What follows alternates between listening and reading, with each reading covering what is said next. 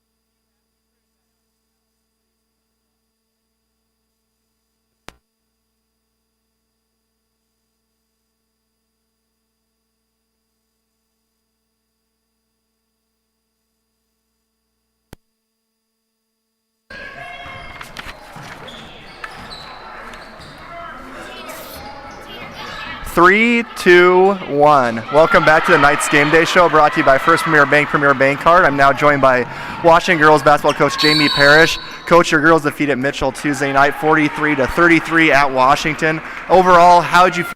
Such a good game.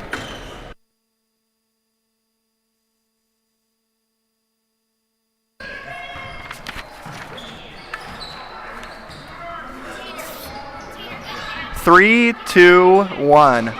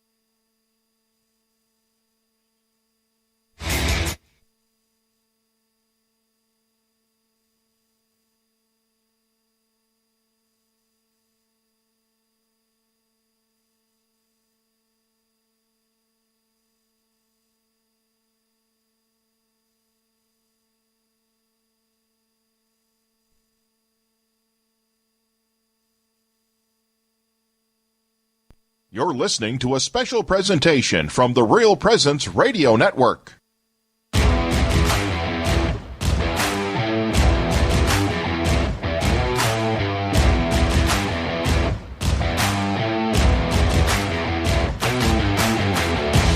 On Real Presence Radio, welcome to the Knights Game Day Show. Sponsored by First Premier Bank, Premier Bank Card.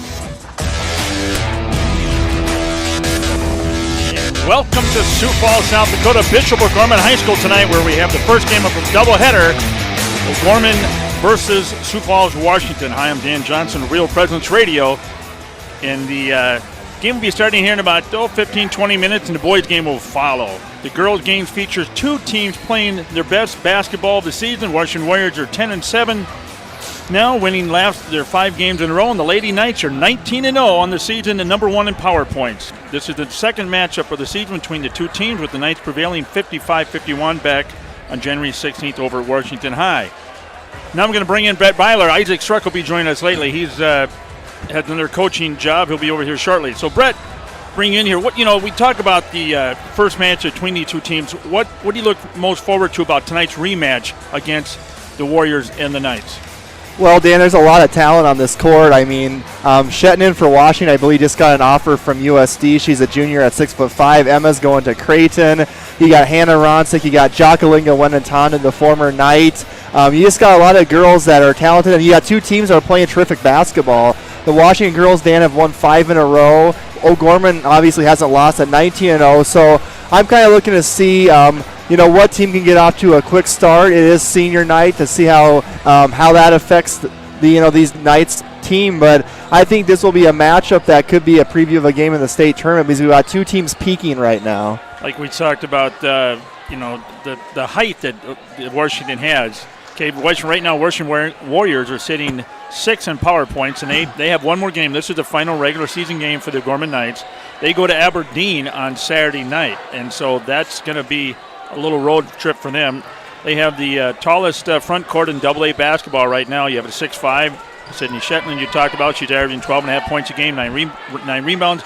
Jakalinga Wenentana, she's 6'2", and Taylor Thompson, she's a 6-foot freshman. They out-rebounded the O'Gorman Knights by 16 in the first meeting. So, Brett, these Lady Knights, what do they need to do better tonight on the boards against these Warriors? Yeah, and Dan, you'll hear this in Coach Colzer's interview. You just got to go find the ball. I mean, it's as simple as that. And what O'Gorman does a lot is that 2-3 zone, so you technically don't have a set girl you're going to box out in that zone, but you got to box out your area. You got to get your butt into another girl. You got to be aggressive. I think, Dan, sometimes, as you notice, we leak Izzy out against smaller teams, and she'll maybe get those fast breaks. Our guards need to rebound tonight. All 5 girls need to be on the boards. You got to be aggressive in there, and I look for it to be a little bit closer in the rebounding advantage tonight for O'Gorman. And tonight is going to take a team effort, not just a 5. It's going to take the bench to win this one. It's down to the wire here. Lady Knights are first in power points. And the way the system's set up, there's no way they can drop from first point. So we will be in the Sodak 16 a week from Friday night, number 1. So tonight's is senior night, as Brett mentioned earlier. We're going to honor 4 seniors tonight. That's Emma Ronsick, Carly Kunkel, Allison Crouch, and Sophanese Nielsen. And if Isaac was here, my question is, what does this mean? It's senior night. You're playing your last game, regular season game here, and the girls get one more game here for sure. In front of your home crowd and classmates. It gets to be very emotional, and and Isaac went through that. So yeah, we'll ask Isaac about that probably in the boys' pregame show. But I just remember back from I played not that long ago, Dan, 2006, I guess, in high school, so a little ways ago. But it is a little bit emotional. But I think once the ball gets tipped off, it's just a normal basketball game. But beforehand, with your parents and however that happens, that's kind of where the emotions hit a little bit. But then once that ball is tipped off, you start guarding the players. I don't think it changes much. So the O'Gorman defeated Mitchell at the Corn Palace last Saturday night, 58-48. The Knights were led by Hannah Ronsick at 18 points. Emma Ronsick had 15. Sioux Falls Washington won their last game Tuesday night at the Corn Palace against Mitchell, 53-43. Series history. This is the 110th meeting between the Warriors and the Knights. So Washington leads 70-39. Washington has won 6 of the past 10 meetings. So, Brett, what's the other games tonight across South Dakota here as we end tomorrow night, the last of the regular season for South Dakota basketball? All right, Dan, you may hear the band in the background with us. So, AA girls tonight, 7 o'clock, Lincoln at Harrisburg. That's a rematch from about a week and a half ago, which Lincoln won that one. It's now in Harrisburg tonight. Sturgis Brown is at Rapid City Stevens. Spearfish is at Rapid City Central. Pine Ridge is at Mitchell for AA boys tonight. Marshall, Minnesota is at Watertown. The two 9 o'clock games up Mountain Time, Spearfish at Rapid City Central and Sturgis Brown at Rapid City Stevens. The JV boys handed Washington their first loss of the season with a close victory. Ben Rinshaw had 25 points for the Knights boys. The JVers boys for O'Gorman won. For the JV girls, O'Gorman won 50-41, and the sophomore girls won 33-29. Okay, the scoreboard update brought to you by Jamison Rounds, managing partner Value Advisor. Value Advisor helps people and businesses discover, improve, and get value from their businesses. Jamison can be reached at 605-370-6931 or online at valueadvisor.com. Real estate through Murphy Business Dakota Lakes. Don't go away. Brett sits down with Warriors coach Jamie Parrish. Stay with us on the Game Day Show. You're listening to tonight's basketball on Real Presence Radio. Value Advisor helps people and businesses discover, improve, and get the value from their businesses. With multi-certified valuation and mergers and acquisition advisors, they understand the complexities of valuations and negotiating in the mergers and acquisitions marketplace. For more information, you can contact Jamison Rounds, managing partner of Value Advisor at 605-370-6931 or online at valueadvisor.com. Real estate through Murphy Business, Dakota Lakes. Community. It's at the heart of everything we do at First Premier Bank and Premier Bank Card. From supporting area athletics to funding academic scholarships, we continually seek new ways to improve and strengthen communities we serve. At the heart of these communities are people, our customers, and our employees. We work hard to ensure our customers are successful and our communities thrive. It's the Premier way. It's what community banking is all about. First Premier Bank and Premier Bank Card. Locally grown, nationally known. Welcome back to the Knights Game Day Show, brought to you by First Premier Bank Card. I'm now joined by Washington girls basketball coach Jamie Parrish. Coach, your girls defeated Mitchell Tuesday night 43-33 at Washington. Overall, how did you feel your girls played in that ball game? You know, we were really excited about the first about 12 to 14 minutes of the game. We thought we did a really nice job. And then it's not that we didn't play well after that, but Mitchell kind of dug in and, tried to make a couple runs at us. And, we just saw some things that we wanted to work on. And not disappointed in our kids by any means, but, man, we were excited about the great basketball that we started out the game with, and we just couldn't maintain that for the full ball game, but did enough to hold on to a win and finished them off. Coach, you always circle Valentine's Day on your calendar. It's kind of the point where you want to be playing your best basketball, kind of going into that SODAC 16. You're 5-1 since February 14th. It's actually the loss was on Valentine's Day. What have been some consistencies in your team and your good stretch of basketball with your 5 straight wins? Well, the biggest part is we haven't been playing the top 5 teams in the state. The tough stretch that we had there was, obviously O'Gorman is outstanding this year. Lincoln is very good, was one of our losses. Marshall, Minnesota, I see now is like 27-0. So we haven't played the same caliber of team, and that's helped us a little bit. But our kids are playing better basketball for longer stretches now. We've always felt like we've been an up and down team, and we have stretches of basketball that we just get excited about because we look so darn good. But with a young team, it's hard to maintain that for an extended amount of time. And that's what we've started to do during this stretch a little bit, is we're a little more consistently playing at that high level. Coach Sydney Shetton, your post player, a junior, now 6'5", leads second in points, first in rebounds, about 12 and 9 this year. What do you like most about her play this season? Sid has, along with the physical stuff on the floor, the mental stuff and the leadership that she started to show, the way she talks to her teammates, sometimes she'll speak up in a huddle. But that's been a really big step for all those kids, because she is our most experienced girl. She's the one who's been on the floor in big games. And when they can look to her to provide a little bit of leadership, that helps us a ton. Coach, tonight you faced Sioux Falls O'Gorman, a terrific game back in Washington on January 16th, a 4-point win by the Knights. That game you actually out-rebounded O'Gorman by 16 in the ball game. How much of a focus tonight will be rebounding for your team and getting the ball inside? We've gone with our group this week. We've gone real small on the scouting report, and we're just kind of worried about us. Obviously, we know that the Ronset girls are very good. Izzy's a great player. Carly Kunkel's a good player. They bring some kids off the bench. They've got a good team, but we're really kind of focusing on our stuff. We want to make sure that we try to keep O'Gorman out of the gaps. We don't want them attacking the middle of our defense. We want to rebound the basketball. And biggest thing that we really want is we want to show up on Monday with everybody healthy. You know, it's kind of that point in the season where we've had a lot of games, 8 games in 15 days is what it will be on Saturday. So we want to play well, but we want to survive the stretch and be healthy for when it really matters next week. Thank you so much, Coach. Good luck tonight. Thank you very much. Appreciate it. And that was Jamie Parrish, his 6th season, the head coach of the Washington Warriors. Stay with us. Brett Byler sits down with Kent Kohlsrud as the Night's Game Day show continues on Real Presence Radio. Pregnant, one word, many emotions. Sioux Falls Catholic Family Services is ready to support you by providing free and confidential counseling to birth parents regardless of faith or ethnic origin.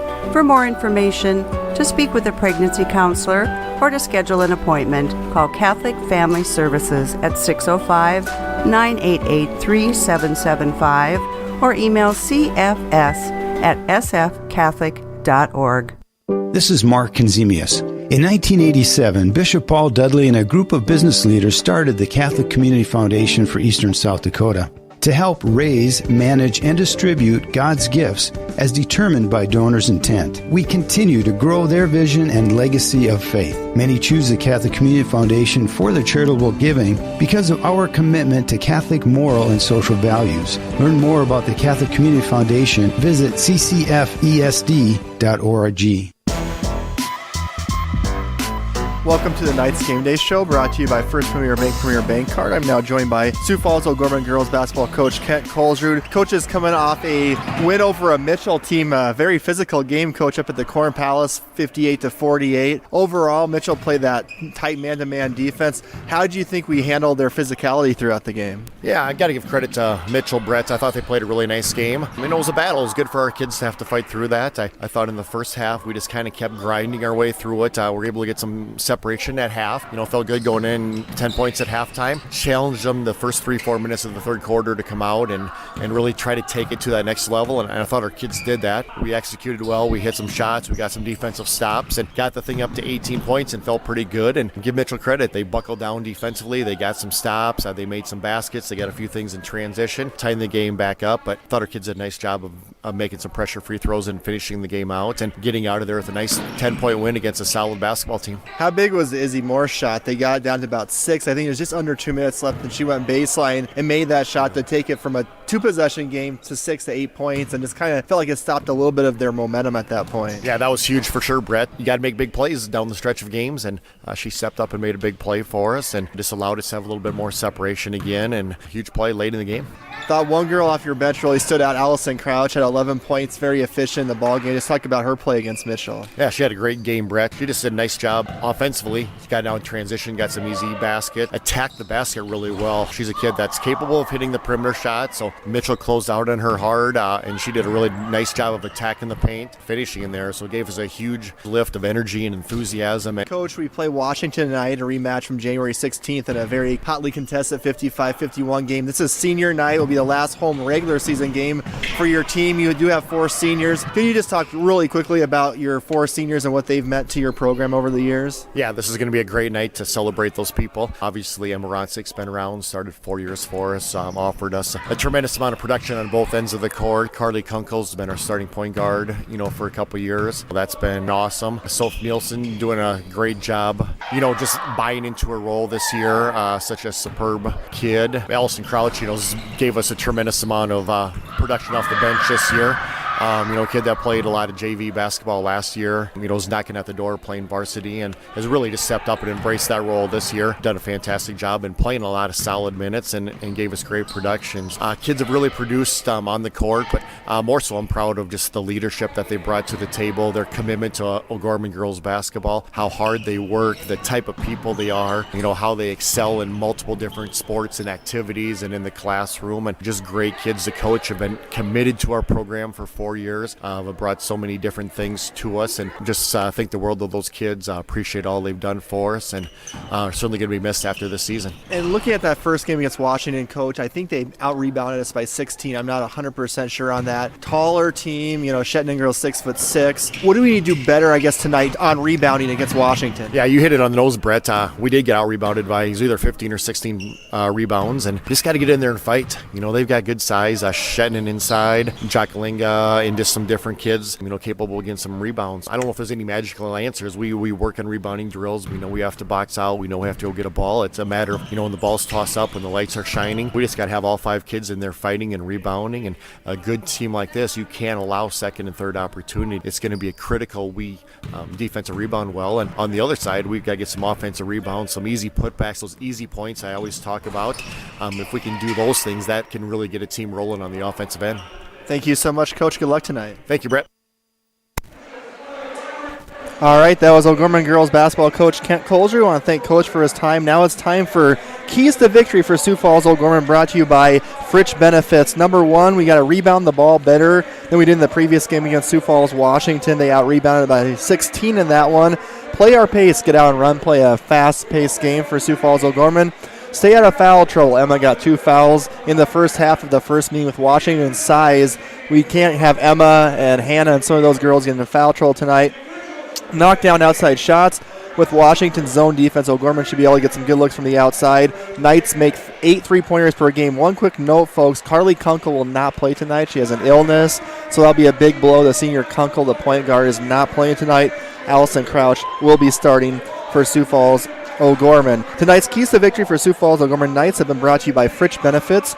A registered investment advisor representative, John Fritch, can be reached at 605-334-8086. Tonight's Sioux Falls O'Gorman Knights Game Day show has been brought to you by First Premier Bank, Premier Bank Card.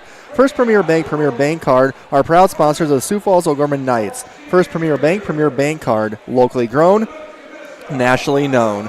We're going to take a break, folks. We come back with the Knights Tip-Off Show featuring the starting lineups and a priest prayer that is coming up next. You're listening to O'Gorman Knights Girls Basketball on Real Presence Radio. Hi, John Fritch, Fritch Benefits. The people we work with have 2 goals. Number 1, they don't want to run out of money. Number 2, whatever is left, they want it to go to the people they love. Could be issues like Social Security claiming, Medicare choices, even asset allocations for your 401k, or you may want to treat your church like one of your children. If you want to talk about any financial issues, you can call me, John Fritch, 334-8086. Investment advice offered through IMS Wealth Management, an SEC registered advisor. Community. It's at the heart of everything we do at First Premier Bank and Premier Bank Card. From supporting area athletics to funding academic scholarships, we continually seek new ways to improve and strengthen communities we serve. At the heart of these communities are people, our customers, and our employees. We work hard to ensure our customers are successful and our communities thrive. It's the Premier way. It's what community banking is all about. First Premier Bank and Premier Bank Card. Locally grown, nationally known.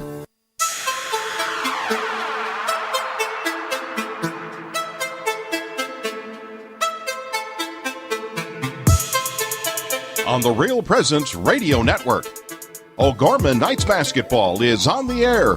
Brought to you by Catholic Family Services, Catholic Community Foundation for Eastern South Dakota, Jardine Construction, Hagen Chiropractic Clinic, Bishop O'Gorman Catholic Schools, Fritch Benefits Registered Investment Advisor Representative, McGuire Iron, Knights of Columbus Insurance Field Agent Jeff Gillen, Pizza Ranch and Fun Zone Arcade on 41st Street, First Premier Bank Card, Sioux Equipment Company, I. Bailey, Farrendor Family Chiropractic and Wellness, Jameson Rounds Managing Partner of Value Visor. Tip-off to tonight's game is just moments away. With all the exciting action of O'Gorman Knights Basketball, let's go to the gym. All right, folks, we're back, and now it's time to start the game as we should every game. Here is our priest prayer. Father, take it away. I'm Father Joseph Schulte, the chaplain of O'Gorman High School. Let us pray. In the name of the Father, and of the Son, and of the Holy Spirit. Amen. Heavenly Father, your Son Jesus taught us to seek first the kingdom of God and his righteousness, and promised that all the rest would be granted to us. As these young people engage in this game tonight, we would ask you to help them to seek you and your kingdom first. Help them to play to the best of their ability, glorifying you. Help them to remain charitable and safe in all their activity. Please bless their parents and all of their fans as they watch and engage in this game. And help us all to come to that kingdom where you live and reign through your Son, Jesus Christ, in the power of the Holy Spirit, one God, forever and ever. Amen. Okay, thank you, Father. Let's do a starting lineup. It's for the O'Gorman Knights, ranked number 1 in South Dakota basketball. Starting tonight, number 20, the senior, Allison Crouch. Number 13, the 5'9 junior, Izzy Moore. Number 5, the 5'10 junior, Reagan Riley. Number 30, the 5'10 sophomore, Hannah Ronzik. And number 31, 6'1 senior, Emma Ronzik. Brett, who's starting for the Washington Warriors?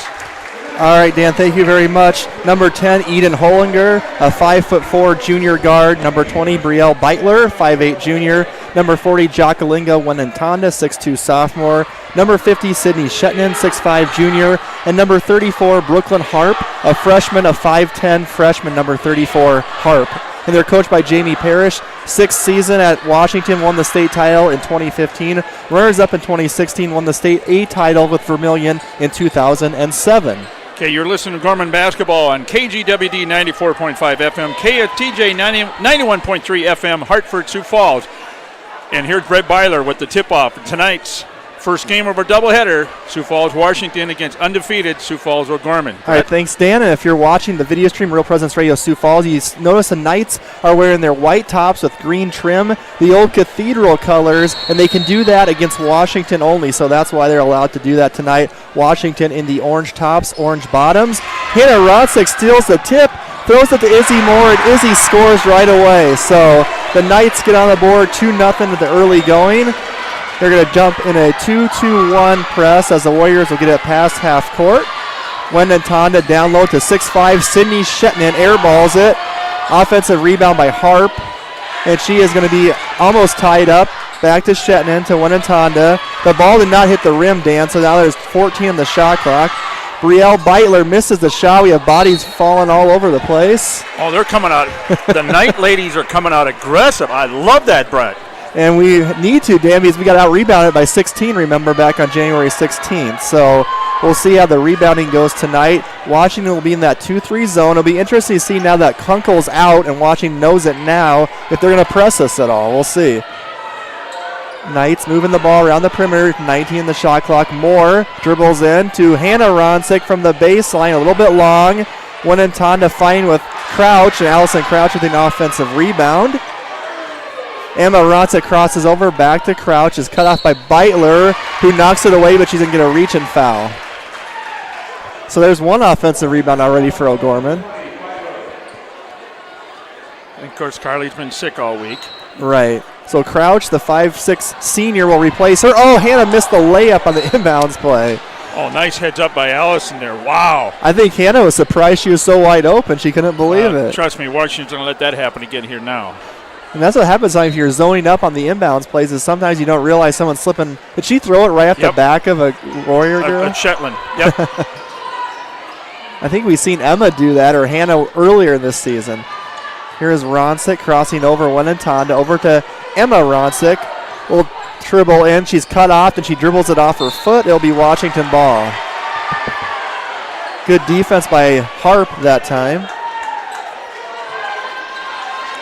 Yeah, I like these green and white jerseys. I do too, and the coaching staff are wearing all green for O'Gorman as well. Oh, it's sharp. It's very sharp. Of course, St. Patty's Day coming up here in 18 days.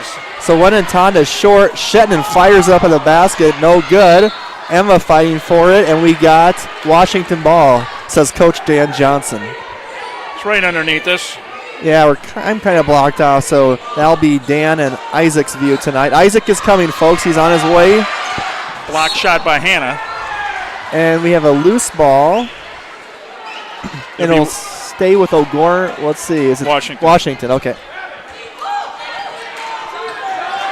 Corner is Beitler for three, no good. Eden Hollinger at 5'4" gets the offensive rebound. She's a good rebounder for her size. Here is Hart for three in the corner, long. And Hannah can't squeeze it, so Washington will get their fourth or fifth opportunities of this possession to score. They can't. Everything's going. They're touching, going out of bounds. So this will be the third out of bounds play of the sequence. Beitler to Winnetonda, stolen by Izzy Moore. Oh, that didn't go over very well. Ooh, dangerous pass. Hannah chases it down. And Hollinger dives for it with Emma. They're going to call a jump ball. Possession favors the Washington Warriors. So 5 straight possessions for the Warriors. Good hustle that time. And they haven't scored yet. No. In 2 minutes and 8 seconds, they haven't scored. So Knights up 2-0. They got a basket on the opening tip by Izzy Moore about 5 seconds into the ball game. Here is Beitler. Thought about the three. Hollinger dribbles in, and Emma steals it. Here's Hannah with it. Nice little 3-on-2 over to Izzy. Winnetonda back. Hannah goes into her, and that'll be a blocking foul on Winnetonda, sending Izzy Moore to the line. It'll be her second team foul for the Warriors here with the first 2.5 minutes of the game. Izzy on the year is a very good free throw shooter, about 72%, I believe. She'll have 2 free throws. Bends the knees. First one is in and out, and I jinxed Izzy, so 71. So that'll be Washington's second team foul of the Knights, yet with a foul. Full house here at O'Gorman High School. Oh, we can get about 3 more in here. So Izzy makes 1 out of 2. She has all 3 points in the ball game. 3-0 Knights. 5:29 left in the first quarter. Washington slowly getting it past the half-court mark with a Knights little token 2-1-2 press. Here is Brielle Beitler over to Eden Hollinger. Hollinger looking for a shot. Winnetonda way out there. Harp, probably their best 3-point shooter in the corner. And Hollinger throws it over Shetton. And Dan, you have to throw it pretty high to get it over 6'5" Shetton. She's way up there and it went way over her head, yeah. She needed to be about 7'5" to catch that one. Yeah. So let's see if the Knights can get their offense going here a little bit. Allison Crouch up the front court to Izzy Moore. I'll be interested to see what the rotation is if some new girl gets more playing time tonight because Carly Kunkel isn't playing. And there's a reach-in foul, so Washington gets their third foul. And that's her second. So that's the second on Brielle Beitler. And Beitler, yeah. So Beitler's going to come out, and number 14, Raylan Fink, is in, the 5'8" junior for the Warriors. A fun fact about Washington, they only have 1 senior on their roster. Emma Ronsick misses the 3. It's short, loose ball, and Sydney Shetton, who gets about 9 rebounds a game, corrals that one. Here comes the Warriors' Harp. And another turnover by Washington as Harp was way too far underneath the hoop. Probably not a good idea by Winnetonda to throw her the ball that time. Now, I like the aggressive Allison Crouch tonight. Wow, she just about had that rebound down there and stealing. She's on playing some great defense. Now, Bergen Riley's in 25, replaced Reagan Riley, her older sister. So Emma trying to post up Shetton. Emma bounces, and good job by Hollinger kind of reaching in there. Emma almost lost it. Krause is way short on the shot, and Jacalingo Winnetonda with the rebound. She's going to push it. And that's going to be a jump ball. Oh, she got the ball, and she lost. I thought she traveled. I did too. So O'Gorman, though, on the change of possession will get the ball, and now coming in for Washington will be Hannah Harp. So I'm guessing the Harps might be twins. They're both freshmen about the same size. Hannah and Brooklyn, 34 and 32 on your roster. Good observation. We have 3 sets of sisters, and Washington has a set of twins. As Dan Johnston would say, we got the Riley and the Ronsick Twisters. I won't let you live that one down, Dan. That's all right. Here is Emma, one of the sisters, no good. Winnetonda rebounds, and then I believe they're going to get Bergen or Izzy on the foul. I believe Izzy. Oh. No, Bergen. So now Reagan Riley will check in for Allison Crouch. We're going to see a few rotations tonight, Dan, we haven't seen all season because O'Gorman only plays about 7 girls. So take Kunkel's minutes out. It'll be interesting to see how those are dispersed throughout the game. That leaves 6. Ooh, that was almost a travel by Fink. Washington has yet to score. We're 3:42 left in the first quarter, over halfway point. Shetton another miss down close. Here comes Izzy. Izzy's going to get cut off and lose it, gets it back, and it'll be off of Wenatanda Knights ball. I thought maybe Izzy traveled there. She kind of cupped the ball a little bit going up. Yeah, I just don't think she had enough control of it at any point to really call it, but this is an up and down game, a little bit of a sloppy game so far. 3-0, 3:33 in the first. The teams have combined for 1 field goal and 1 free throw here. Knights have all 3 points. Here's Emma Ronsick, loses it. Good defense by Harp.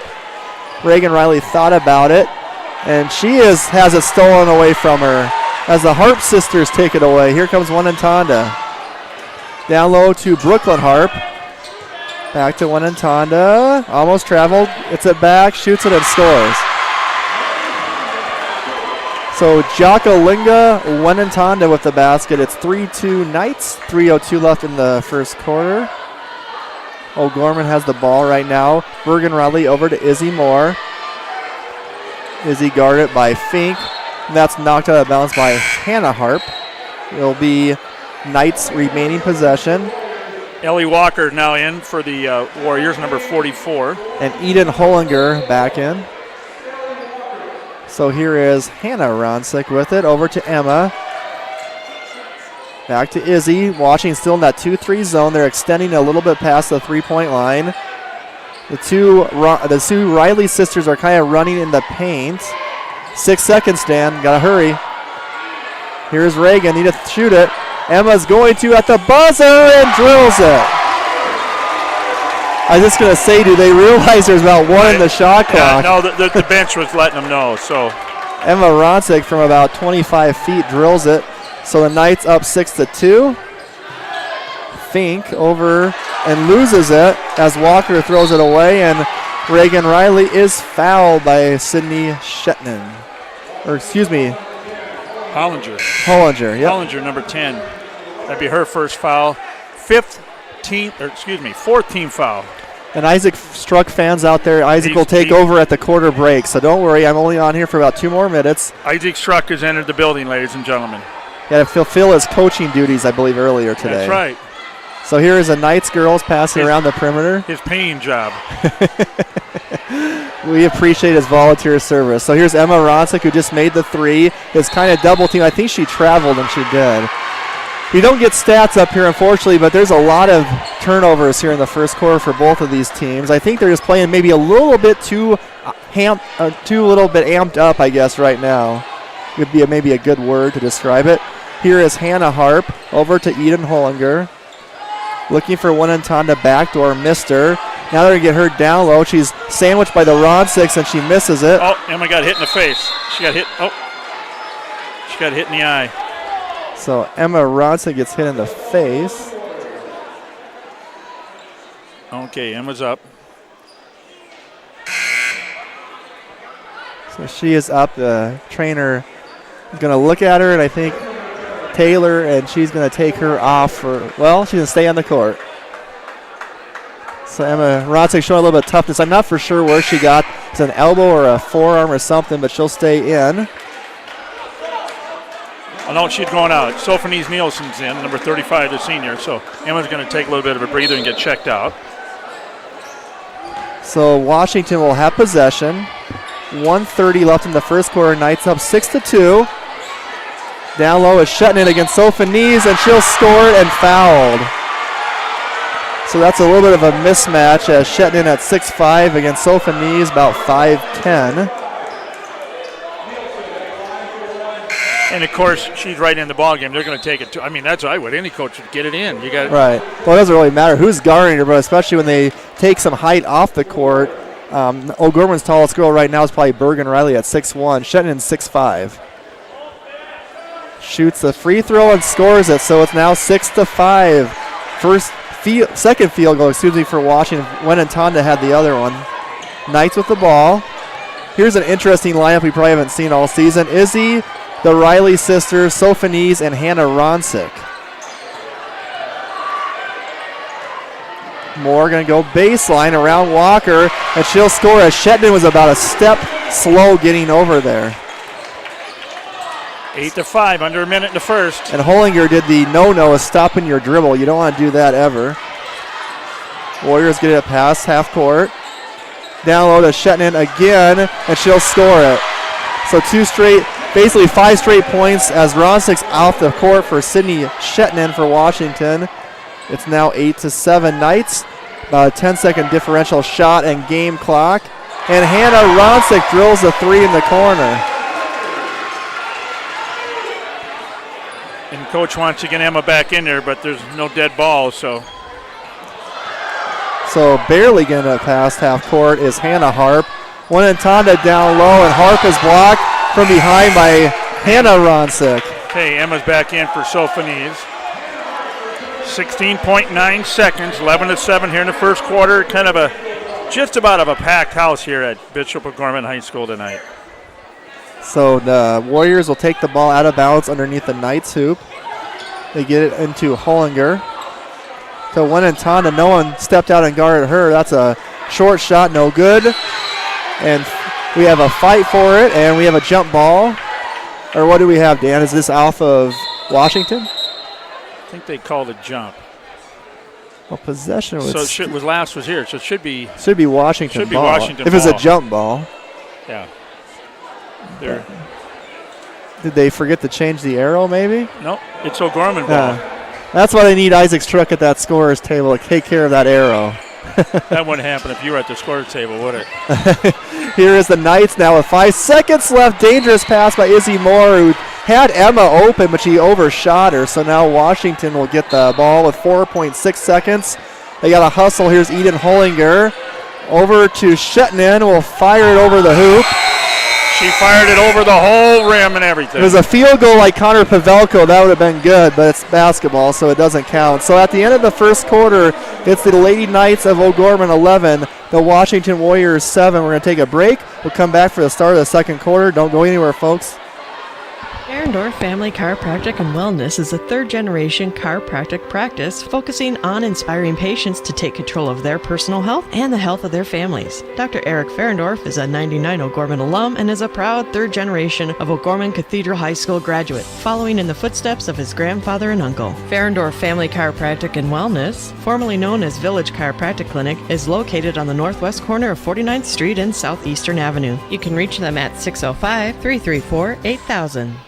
Real Presence Radio will be broadcasting an estimated 42 Sioux Falls O'Gorman girls and boys basketball games in the 2019-2020 season. Tune in to the RPR network on 94.5 FM Sioux Falls, online at yourcatholicradiostation.com, on our free mobile app, and on YouTube at Real Presence Radio Sioux Falls. If your business would like to sponsor our O'Gorman basketball broadcast and have your business's message heard across each of these platforms, contact me, Brett Byler, at 605-670-8333.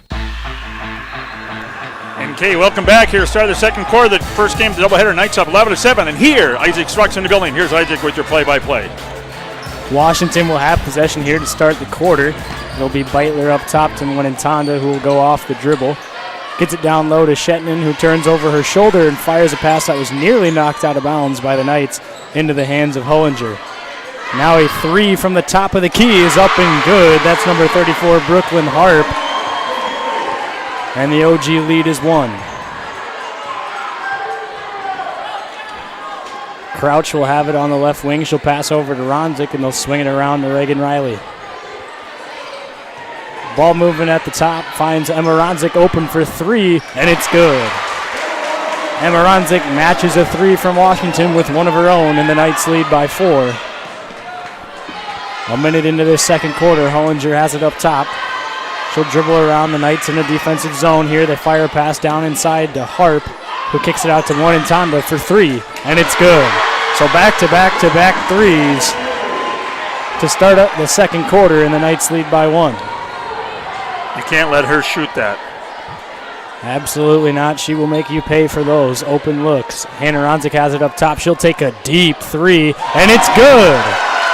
So 4 threes in a row to start this second quarter. She was up on Interstate 90 on that one. Now Washington will swing it around, and they have Beitler in the corner who gets it inside to Winnetonda. It was knocked out of her hands, and now Hannah Ronzik has it. In transition, Hannah will go one on about 3, and she draws contact inside. Her shot does not fall, but she'll head to the line for 2 free throws. And you can see, it looked like Jagalinga let up a little bit on that. It did. I haven't been here for the first quarter, so I'm not exactly sure how everything's been going right now, but it sounds and looks like it's been an exciting one. I was out overcoaching the AB 8th graders at Memorial today. We lost 2 tough ones to a very athletic Memorial team, so watch out to those Roosevelt Rough Riders in a couple years. Well, it could be Jefferson. Some of them could be. It could be Jefferson. You got to keep me on my toes there. And the second one is good, 19-13. Hollinger has it across half court. She's got Fink now and back to Hollinger. Washington swings it around the perimeter, trying to get that high-low option to Shetland down low. They finally get it to her, and they're going to call a foul on the ground. I believe they're going to get Emma Ronzig with a hold underneath. So Washington will have it underneath their own basket. They trail by 6, just 2 minutes into the second quarter. Washington inbounds. They tried to get it to Shetland, and it was swatted away by Ronzig. Winds up in the hands of Riley, and they push up the tempo here. Hannah Ronzig back to Emma for a 3, and it's good. Hannah finds her sister Emma for 3, and a timeout, Washington. It's going to be a full timeout, so with 5:50 left in the second quarter, the Lady Knights lead the Warriors 22-13. You're listening to Real Presence Radio Network. Public accounting firm provides tax, accounting, assurance, and business advisory services to clients across the nation. With offices in Sioux Falls and 40-plus locations in 15 states, Eide Bailey is the workplace for 2,500 professionals. The firm has been serving clients for over 100 years. You can contact Eide Bailey online at eidebailey.com. Eide Bailey is a proud supporter of O'Gorman Knights athletics and activities and the Real Presence Radio Network. Pizza Ranch and Fun Zone Arcade on 41st Street in Sioux Falls has something for everyone. They offer a buffet featuring pizza and chicken. Pizza Ranch has daily specials as well as 5 party rooms and a dining area. You can also order online and they'll bring the experience to you. Pizza Ranch is located across from O'Gorman High School on 41st Street and can be contacted by calling 271-8646. Pizza Ranch is a strong supporter of O'Gorman Knights athletics and activities. Welcome back to O'Gorman High School, where the Lady Knights lead the Warriors 22-13 with 5:50 on the clock in the second quarter. Hollinger brings it across half court, finds Beitler over in the corner, and they swing it back up top. Moving the ball around in this zone defense here by O'Gorman, and they haven't been able to penetrate inside in the last couple possessions. They're going to call a foul on Izzy Moore. She's going to get the hold. Full crowd on hand here tonight for both teams. It's going to be tough for the OG student section to fill in anymore with these families above. They'll get him in. They'll get him in. Absolutely. Tough shot there. Does not fall. Rebound goes to Ronzig. And now Hannah finds Izzy Moore in the corner for 3. It's a little bit too strong, no good. A rebound goes to Walker. Washington will push here. They've got Hollinger on the left wing now. Shetland posting up Ronzig inside. Hollinger will take a 3 from the left wing. It's too short, no good. Rebound bounces around into the hands of Moore, and they'll push in transition. Moore up to Ronzig. She'll go one-on-one. Euro step to her left. Up off glass for 2. And Emma Ronzig now has 11 on the night. Shetland right down on the other end gets an and 1. So Sydney Shetland caught a pass, turned over her shoulder, got hammered on the shot attempt, and it went in with the left hand. That was on Reagan. But I tell you what, Washington, excellent getting that ball down as fast as they did. And the Knights weren't looking at that. They got a little bit too comfortable there on the other end when they scored. They kind of not loafed it back, but they jogged back, and Washington made them pay as Shetland's free throw falls. Winnintonda will come in for Shetland as she takes a seat. 24-16, 4:52 in the first half. Crouch in for the Knights as she brings it across half court. They'll move the ball around the perimeter. She'll now use a Ronzig screen. She looks to pass inside. Will pass over to Ronzig, who gets it inside now to Emma. Emma goes off the dribble, gets it knocked out of her hands, and it bounces off of a Warrior out of bounds. it'll be OG possession. Hannah Ronzik getting ready to inbound the basketball, gets the ball from the ref, and now we'll pass it to Moore in the left corner. Moore over to Ronzik, and now inside to Bergen Riley on a nice cut to the basket. Her shot's a little too short, no good. Rebound Winantanda, and then she's fouled by Hannah Ronzik. So Ronzik will pick up her first foul. It will be the team's 6th. So one more, and we're in the bonus. Okay, number 10 in Hullinger's in for the Warriors. Winantanda will bring it across half court. She picks up her dribble and passes it over to Fink. Fink has it, looked at his shot, decided not to, passes it over to Harp from the corner. That three is no good, however, the rebound goes to Fink. And Washington will have a fresh 35. Fink will now take a three from the left wing. That one's too strong, no good. It bounces off the top of the wire. That's out of bounds, and it'll be OG basketball. We've had about 3 balls up there tonight. Up there. One was that field goal through the uprights. Slipped right through all the wires there. Love Brett's Connor there on it earlier for the field goal. Probably the best field goal kicker in the state is on the Gorman football team, folks. Emma Ronzik will pass out to Hannah, who thought about a three. She'll now dribble inside, turn over her shoulder, pass to Emma for three. That one's too short, no good. Rebound bounces around into the hands of Hullinger, and she'll push up the left side of the floor. Grasping the out-of-bounds line, she turns back over to the middle and pulls it out up top. Winantanda has it, now passed down to Harp. They get it a little give and go right back to Winantanda. Her three is too strong, no good. Rebound was in Moore's hand, and now she dives to the floor, has it. They'll come in transition. Hannah Ronzik will go Euro step with the right. Her shot is too strong. Rebound goes to Bergen Riley, who goes right up back off glass for two, and it's good. Second chance opportunity gives the Knights 2 points. Knights up by 10. Winantanda in a lot of trouble as she steps on the out-of-bounds line. It'll be Knights' possession. Did you see that double team by both the sisters? And we got a timeout, Isaac. So Gorman will take a full timeout. So with 2:58 left in the second quarter, the Lady Knights lead the Washington Warriors 26-16 on senior night at O'Gorman High School. Stay tuned for more after the break. You're listening to Real Presence Radio Network. For 32 years, the Catholic Community Foundation for Eastern South Dakota has been helping donors express their gratitude to God for His many blessings by supporting ministries that they designate. Hi, this is Mark Kenzemius. Learn more about how you can leave a legacy of faith by calling 605-988-3788 or visit ccfesd.org. The Catholic Community Foundation, helping people grow deeper in love with Christ by sharing their gifts in gratitude to God. Welcome back to O'Gorman High School, where the Lady Knights lead by 10 with 2:58 left in the second quarter. If you're just joining us, it's been a pretty fun battle so far here on senior night for O'Gorman, playing Washington, sporting the green jerseys, the white jerseys, with the green trim. As you can hear the band blaring in the background.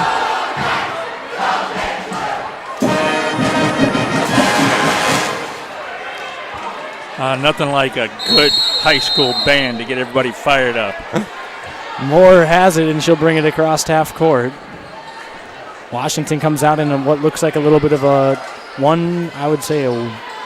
don't know what this kind of zone. There we go. It looks like a 3-2 zone that they came out in. That shot by Bergen Riley was too long, no good. Rebound goes to Washington. Did a good job of disguising what they were in there defensively. Hodgepodge. Hollinger will pass over to Winantanda, who tried to pass it into the corner. It was knocked out of bounds by Hannah Ronzik, and Washington will retain possession. Beitler will now come in for Washington as she takes out Fink. Beitler, the 5'8 junior. Winantanda has it, and now they pass it around the perimeter. Hollinger finds Shetnan inside, who turns over her left shoulder. First shot too short, no good. Second rebound, and then she goes up for a shot. She was fouled by Hannah Ronzik. Got her right on the arm. Hannah pleading her case. She didn't foul her, but I saw it from here. I would say she did. That's about to be 10 times out of 10 right there. I think Shetnan's 100% from the line tonight. She heads to the free throw line for 2 free throws and buries her first one. Shetnin is only a 64% free throw shooter on the season. However, she has not missed tonight. I was hoping I jinxed her there. Sorry, folks, I had to say that. Her second free throw on the way, and it's good. And the other time we say that, they do. Shetnin, I don't think, looked anywhere but at the rim the entire time, grabbed the ball from the ref and put her eyes right back on the rim, so a really focused free throw attempt there. She knocked down both. Washington's still in this zone. It's kind of a hodgepodge, looks like a 1-3-1. That three from the wing is no good by Emma Ronzik, and the rebound goes to Harp. Washington will now push in transition. Harp passes over to Hollinger, who thought about firing it to the corner. And they'll pull it back out up top. Gabby Reck is into the game right now for Washington. She is the senior as that three is up and good. Hollinger knocks down her first of the game. Cut the lead in half. Lead is down to 5. OG working it around the perimeter. Ronzik has it. She'll pass it all the way over across court to Riley and now back up top to Hannah. Hannah will go off the dribble, step back, passes to Emma. Thought about a three, will work it around the perimeter. Now Izzy Moore will take a three from the left wing. That one well too long.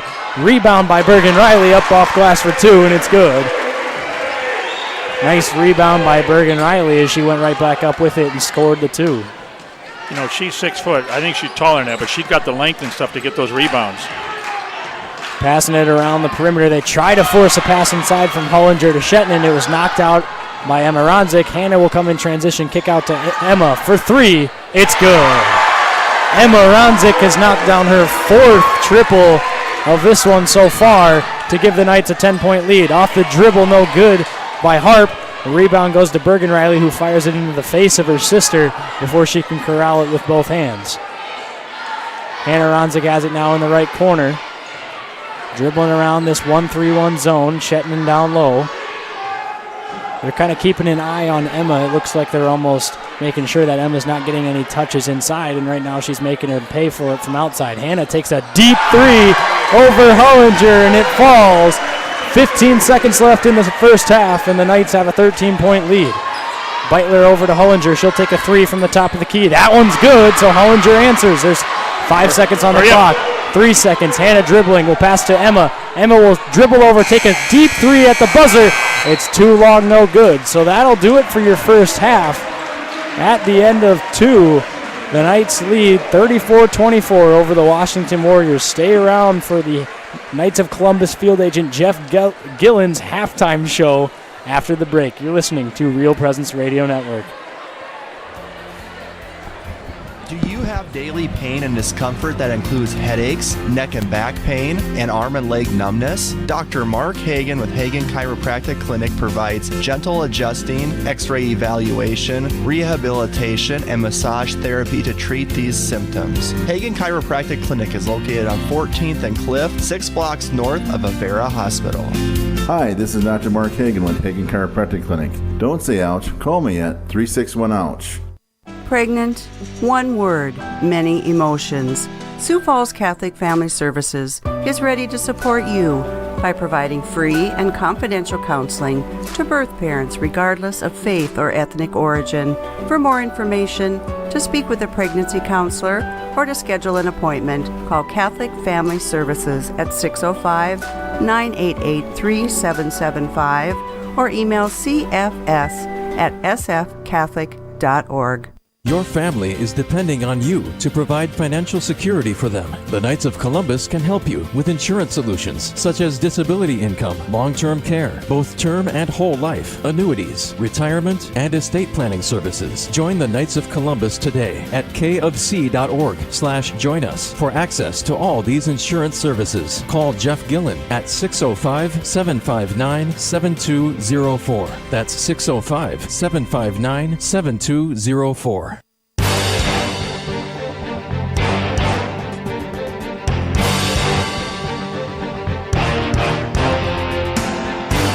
From the Real Presence Radio Network, welcome to the O'Gorman Knights Halftime Show, brought to you by your Knights of Columbus field agent for Sioux Falls and the Southeast South Dakota area, Jeff Gillen. Welcome back to O'Gorman High School, where the Lady Knights lead the Washington Warriors 34-24 at the end of the first half. The Groove drum line is getting ready to perform a that's going to halftime be performance. loud. So it is going to be a loud halftime show here. So if your eardrums are hurting, go ahead and turn it down a little bit. But to recap that first half, I missed the first quarter due to some basketball coaching, actually. So Dan's got the first quarter, and I can kind of fill in with the second quarter. So the first quarter, it came out, we went up, first of all, with the jump ball. Hannah, I thought, did a fabulous job. She came and stole the ball right away and up for the first basket. So they were up 2-0, and then got their free throw in there. It was 3-0, and Washington didn't score until about 3 minutes in the game before they got their first ball. But it was a lot of offensive rebounds, and underneath, Washington had, 6 possessions underneath here towards the end of that first quarter. Now it's getting loud, folks. So, that first half, it was 11-7, but now all of a sudden we took that 10-point lead, came back, they cut it within 5, now we're back up to 10. The second quarter, the Knights kind of took over. Yeah, absolutely, and they took over by shooting it well from the perimeter, as my eardrums are blaring. Emma had some threes of her own, and then Hannah hit some threes of her own. Emma's got 4 threes already on this game, and Hannah's got 3. And they did a really good job defensively of limiting those inside touches to Shetland. And then they were forcing Washington to kind of pass it around the perimeter and force passes inside that have been getting knocked away. But other than that, I think it's been a pretty well-played first half by both teams. The ball's been shared around well by the Knights, shared well by the Warriors, and it's provided some good offense for both teams. And when Emma went down, I think she got a finger in the eye. Okay. And she went down, and then they came in, and that's when Shetland got 2 straight baskets right there in that time. Other than that, they couldn't, they weren't going to get it. But that kind of put them up. If that wasn't the case, they'd be up by 14 right now, I just say. But the Washington, they played, what is it, Brett, 8 games in 11 days? Okay. So it's like very, I think Washington's tired. They look a little tired. I mean, we know Jackie Lincoln from last year since she played for us. She looks a little tired right now. Shetland looks a little tired. They're not. They got back on us once and they beat us back down court that one time. Other than that, looks like they're kind of struggling a little bit, and so they may be running out of gas. Their legs might be giving out. I'm not saying that, but that's just what I'm perceiving and what I see. Yeah, absolutely, and it's going to be an interesting finish to this one, especially with the legs in this one. Is that if Washington has some tired legs, we gotta wrap up and move on, and we'll get back to that later. So I'll let Dan introduce the break here. Okay, coming up next on our Inside O'Gorman segment, we'll hear from boys coach Derek Roby, who talked about his seniors. Final regular season game coming up next. You're listening to Real Presence Radio.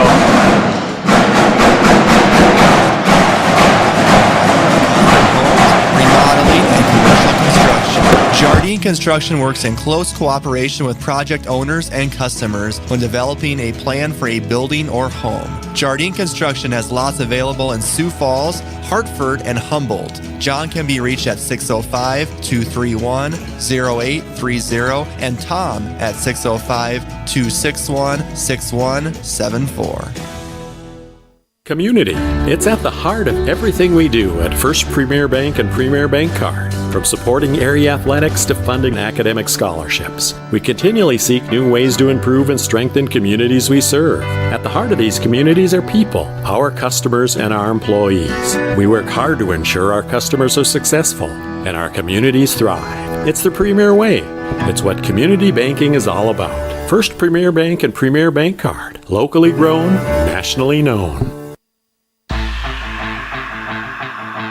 Now tonight, Coach, it's senior night, so first off, let's just talk about your seniors. What has those kids meant to your program over their 4 years at O'Gorman? And I've said this multiple times, you're only as good as your seniors, and we're very fortunate to have a group of seniors that are experienced basketball players and have given us a lot of time in the last few years. You look at somebody like Okoye, for instance. Okoye's a 3-year starter and played a lot as a freshman. Very instrumental in our championship run when he was a freshman, as well as, getting us back to the championship a year ago. He's had a really solid year, all-state player, that type of thing, and he'll certainly be an all-state player again this year, you would think. I'm really proud of what Okoye has done. Jack Jack Cartwright, the same thing, has been a 2-year starter for us and is the coach on the floor, has had a great senior year, I thought. We have him in different spots, certainly, and again, we need him on the floor, so certainly really proud of his efforts. Zach Norton is our other third starter, senior, started for us for multiple years. He played a lot as a sophomore, a returning starter from a year ago. We both know Zach's a pretty gifted athlete and certainly can get out and defend some people and hit some big shots when needed. Other seniors that I just kind of want to highlight, obviously Jonah Webbin, who's started for us earlier in the year, coming off a huge football campaign. He's just one of our big guys that, just does it all and understands his role. Same with Cade McCuska, kind of two peas of a pod, if you will. It depends on who's playing well. We're just kind of going with that guy. As of late, obviously we've been going with Cade because of his pure, height, if you will. So we got Jonah and Cade. Jack Kobeck. Can't say enough about Jack Kobeck. Jack is coming off of a preseason injury. Just the first tryout week he got hurt, and he's been battling this injury and trying to get into a rotation, and it's hard, obviously, this time of year, but he understands completely. He is the ultimate team player, and we just love him to death. Cole Hardy, one of the best shooters we have on the basketball team, again, has had his high and lows, certainly, and been in and out of the starting lineup as well, but talk about a kid that has a great attitude as well. So I feel very blessed to be around these guys. Every coach would tell you this. There are days when you're in the school classroom that, you just have a tough day at work, and you come to practice, and I'm able to be around these group of guys, these seniors especially, and it just makes your whole day. It's a great way to end, and it kind of turns your day around, if you will, after a tough day of being in the classroom and stuff. So I'm just thrilled to death that I am able to be where I'm at and have the position I'm in, because these seniors are fun to be around, and really proud of them. I want to thank not only them but their parents, obviously a big part of the OG Hoops culture, and very supportive parents, and obviously there's a lot of sacrifice on their end as well, so I want to thank the parents. We should mention as well, we have Taylor Neely as our senior student manager and or trainer, if you will, and we'll recognize her as well. And I don't know her as well as obviously my players. She's been there a lot for us in the last couple of years, so I want to give a shout out to her as well and her parents. So with that being said, it's going to be a fun night. And that was Coach Derek Roby, the boys coach, which will be coming up next after this second half of the girls game.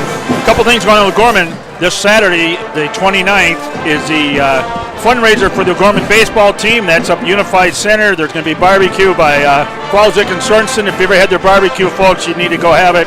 $2,500 total purse will be Saturday. Registration at 10, bags fly at 11.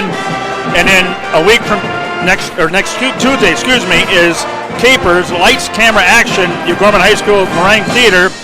It's the concert choir variety show. If you've been to it, you need to come back to it. Doors open 5:30, 6 o'clock hors d'oeuvres with buffet, 7 o'clock show. Tickets are $25 for the food and show, $10 for the show only. So the Inside O'Gorman segment is brought to you by O'Gorman Catholic Schools. Our 6 elementary schools, junior high, and high school exemplify gospel values, strong student achievement, and community service. Each and every school dedicated to the mission of forming the community of faith, learning by promoting the Catholic way of life through gospel value and academic excellence. And tonight's halftime show is sponsored by Jeff Gillen, your Knights of Columbus field agent for Sioux Falls and Southeast South Dakota. You can contact Jeff at 759-7204 at Knights of Columbus Insurance. Stay with us. You're listening to Gorman Basketball on Real Presence Radio. Presence Radio is now on Google Assistant devices, including Google Home, phones, tablets, and smart displays. To start this action, say something like, "Okay, Google, talk to Real Presence Radio." It will then ask what station you want to play, to which you can respond, "Play Sioux Falls," or "Play AM 970," or "Play WWEN. From there, you can use words like play, pause, and stop. Listen to RPR anytime, anywhere, now on Google Assistant devices.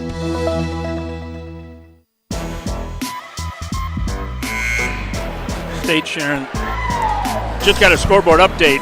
South Dakota State Jackrabbits are going to share. They just won over the North Dakota Bison 85-58. So I believe that gives them the share of the summit, or is that? Are we talking girls or? No, boys. USC won the summit already for girls. I got to give Brett credit for that. I'm not sure, folks. But anyway, South Dakota State over North Dakota State Bison 85-58. Here's I just struck to begin our second half. 34-24, Knights up. Well, Gorman will have possession to start here as they're coming towards us now. The home side as Crouch hits a nifty shot to fall. Off of 2 feet, shot a high arcing jumper that fell right inside the paint. And now Mwenetonda will fire an even higher arching 3 from the corner that goes as well. That just about hit the beam across. So OG leads by 9 after 2 straight buckets, 1 by each team. Crouch dribbles and hands off to Moore. Moore hands it over to Hannah Ronzik. Back over to Crouch, and Crouch, as the Knights dribble it over around the top of the key, and now they finally will get it inside to Ronzik, and they pass it right back out. 10 seconds on the shot clock as they'll get it back up top to Emma. She'll fire a 3 from the top of the key. It's no good. Rebound bounces around, saved by Izzy Moore, but they say her foot was on the line before she could throw it back in, so it'll be Washington possession.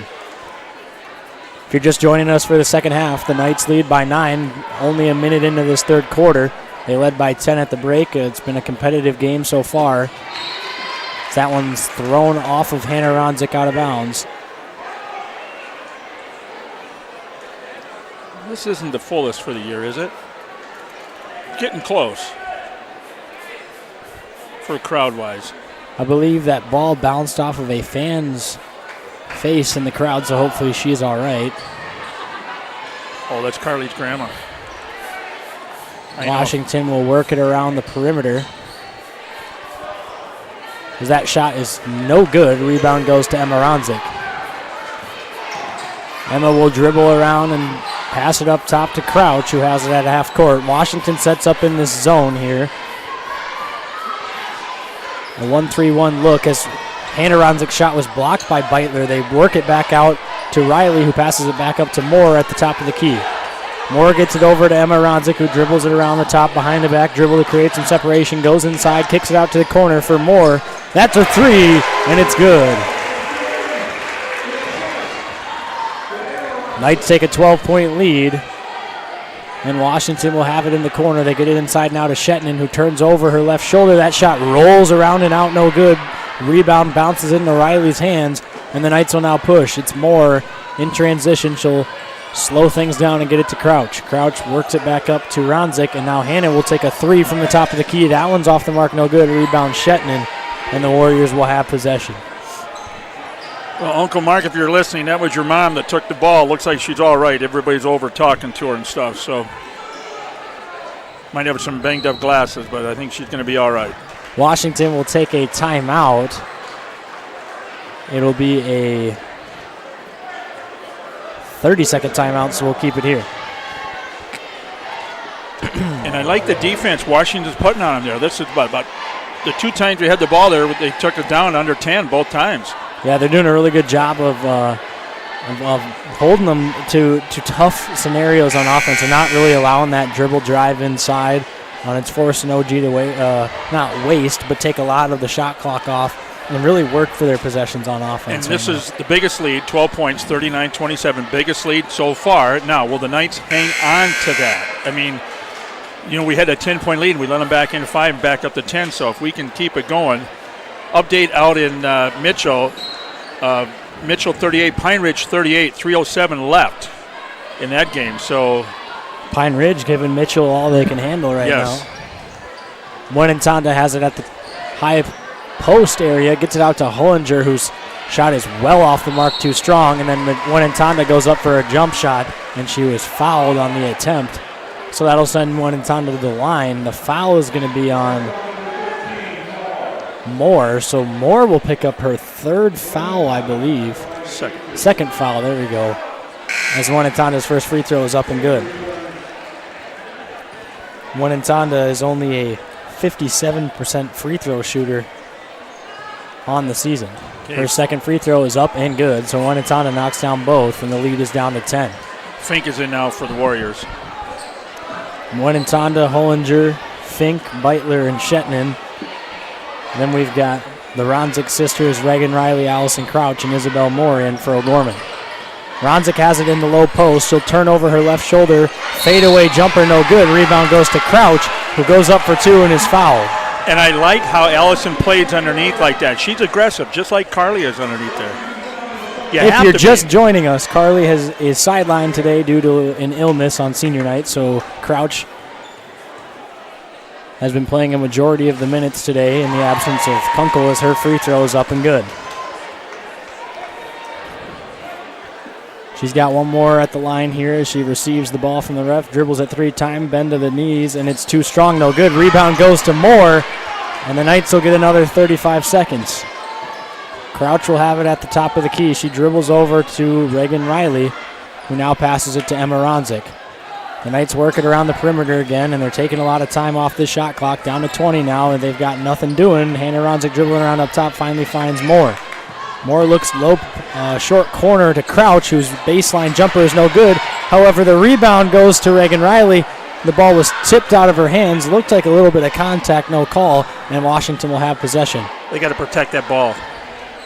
Beitler has it over to Hollinger now, and Hollinger assesses the zone defense and now holds on to it and finally gets it over to Beitler. Backdoor cut is sent away. The backdoor cut by Fink. She tries to go up for a shot. It was sent away by Ronzik out of bounds. 18 on the shot clock as Harp checks in. Hannah Harp, to be in fact, checks in for Washington. Oh, that was the women. I thought it was the men playing up there. I was gonna say. I knew they were going up there, folks. I'm Yep. a Norwegian. I apologize. Anyway, South Dakota State women. A much-needed bounce-back win for them, however. Yes, after last Saturday. We won't talk about that. I don't know who they were playing, but they did lose that game. Some team in red. Yeah. Congratulations to USD for winning the Summit, Brett. I'll give you that one. Hollinger with 3 on the shot clock will dribble around. She's got to fire something up. Fadeaway jumper well off the mark, no good. Shot clock violation, and the Knights will have the possession. 40-39, halfway through the third quarter. Knights up here from Bishop O'Gorman High School. Crouch has it. She'll bring it across the half-court line. Washington in a little bit of a zone here, making OG work for their buckets in the second half. They're going to call a foul on Hollinger as she reached in on Crouch, and that'll be her first foul, team second. It'll be her second foul, excuse me. Moore has it up top. She'll pass it over to Crouch. Crouch looking inside. Will find Emma Ronzik in the corner for 3. It's up and no good. A little bit too short. However, the rebound goes right to Bergen Riley, and then she turns it over as Wanentanda takes that pass and goes the other direction. Wanentanda will pass it back up top to Hollinger, and the Washington Warriors will work it around. Harp finds Wanentanda in the corner, who now gets it inside to Shetnin. She bulldozes her way down low. That shot off the mark, no good. Rebound goes to Riley, and she kicks it out to Crouch. Crouch will bring it across half court. A little bit of pressure there by Harp. Crouch goes behind the back, gets inside to the lane, then passes it out to Moore, and the Knights will now slow it down. Hannah Ronzik has it up top over to Emma. 20 on the shot clock. They're working it around the perimeter. They get it inside to the high post area to Emma. She goes up for 2, and it's good. Emma caught it around the free throw line, took one dribble, and then hit a long, lengthy shot over Shetnin off the glass for 2. Good use of the body there in her length to get that one past Shetnin's long arms of her own. 13-point lead now, the biggest of the night. 2:33, 42-39, Knights on top. Washington working around the perimeter. They now have it with Harp. Harp over to Hollinger. Hannah Ronzik bats it out of bounds again to that same direction as the one from earlier. This time caught immediately by a fan, and some chuckles from the crowd and the players on the court.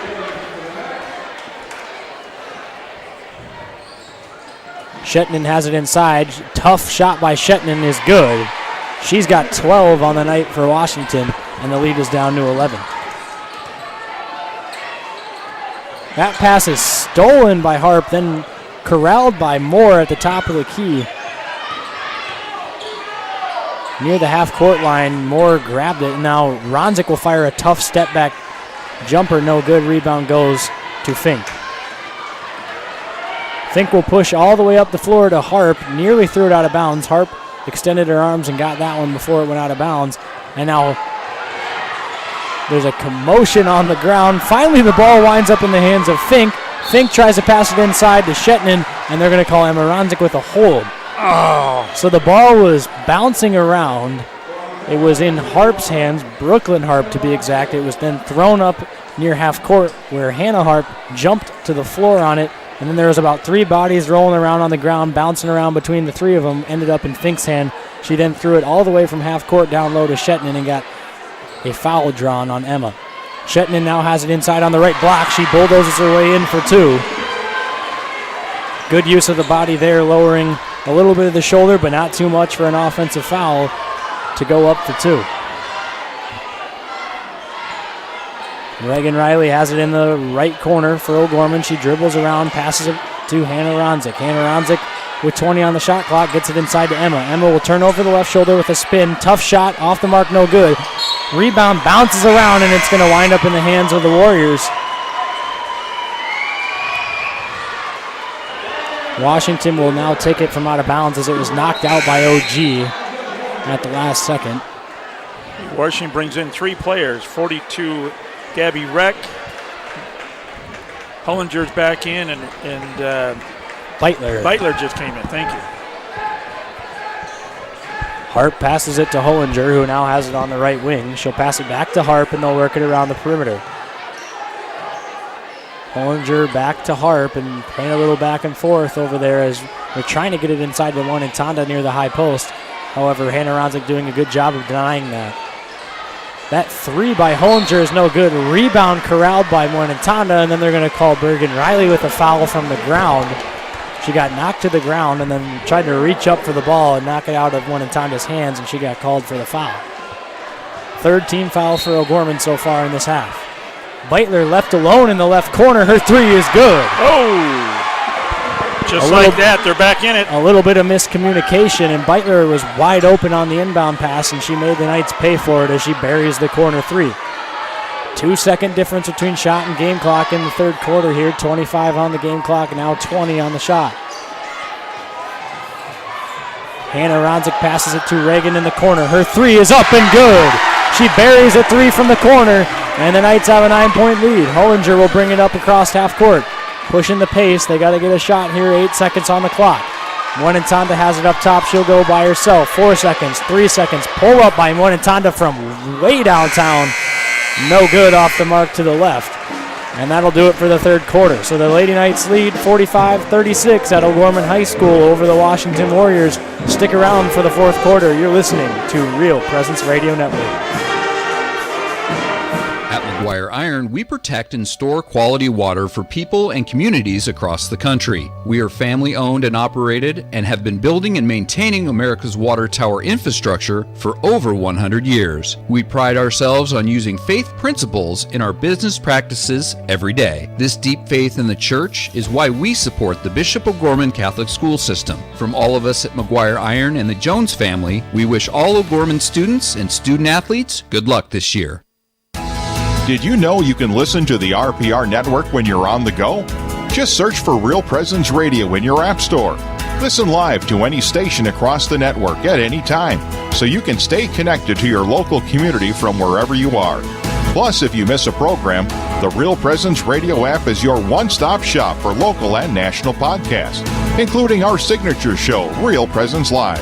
The Real Presence Radio app, with you every step of your faith journey. Welcome back to O'Gorman High School, where the Lady Knights lead the Washington Warriors 45-36 at the start of the 4th quarter. Washington will have possession, a pretty low-scoring 3rd quarter. And the Knights lead by 9. They had a 10-point lead at the half, and Washington trimmed the point off of that lead. Hullinger passes it up top to Reck. She now hands it over to Harp. Harp dribbling around the perimeter, passes it back to Hullinger, who gets it to Beitler. Beitler swinging it around, and they find Harp down low inside on a high-low pass. Her left-handed hook shot is good. Brooklyn Harp caught it on the right block, took a step backwards, and then hooked it up with her left hand and in. And Washington trails by 7. Hannah Ronzik has it on the right wing. She fires a deep 3 that rattles in and out, no good. Rebound bouncing around, and it'll stay with O'Gorman off the hands of Washington. And now checking in for Washington is number 44, Ellie Walker, the 5'10" sophomore.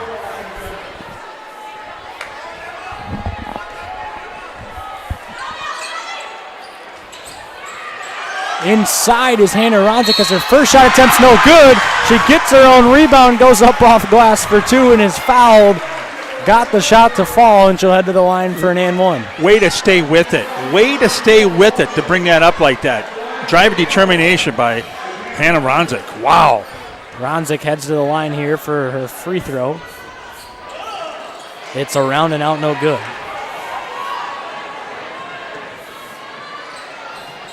Washington will have possession. They trail by 9.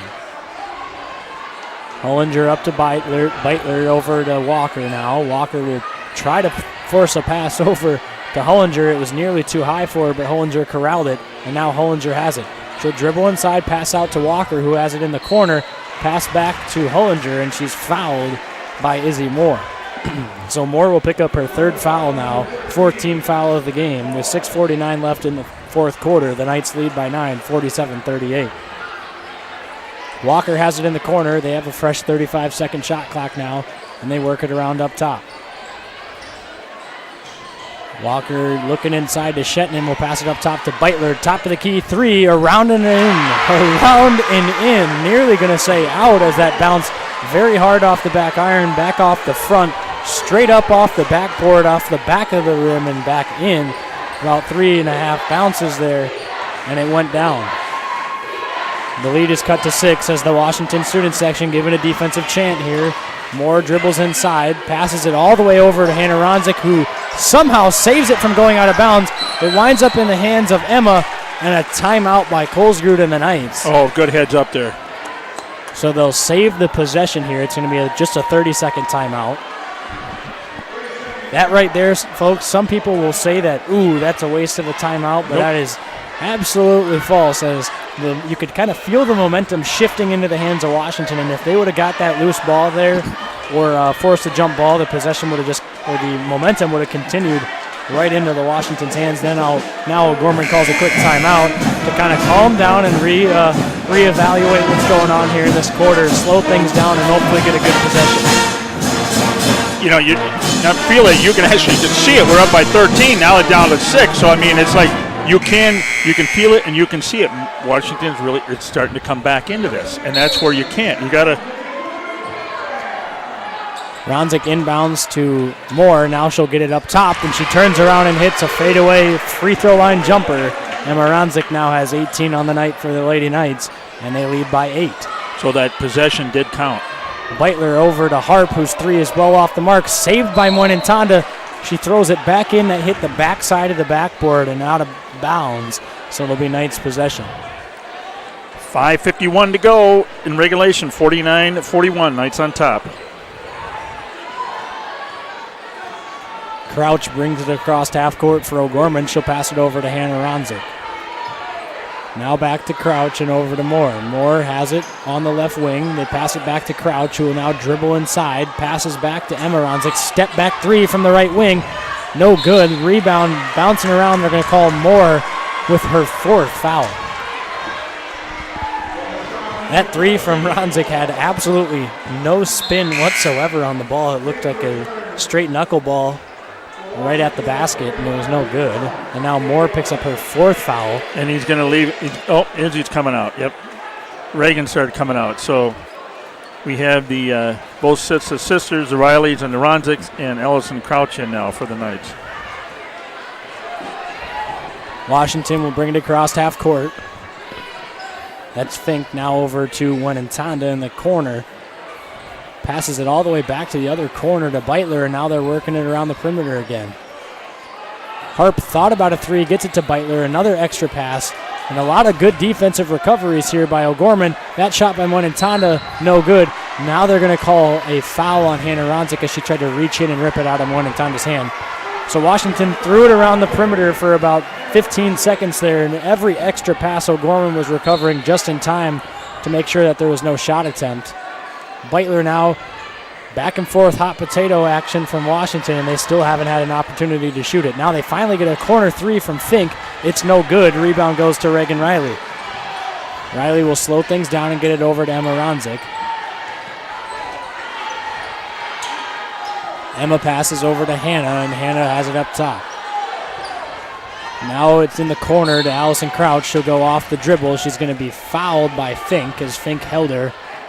Checking in for Washington is Hollinger. She'll come in for Harp. So Hannah Harp will take a seat as Hollinger comes in, and Brooklyn Harp will check in for Beitler. So 3 sets of sisters on the court.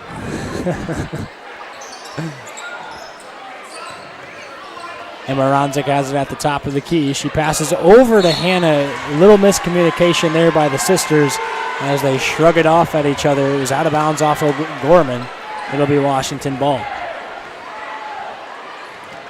Hollinger brings it across half court. O'Gorman in a little bit of a 1-3-1 zone. Emma on the bottom and Allison up top.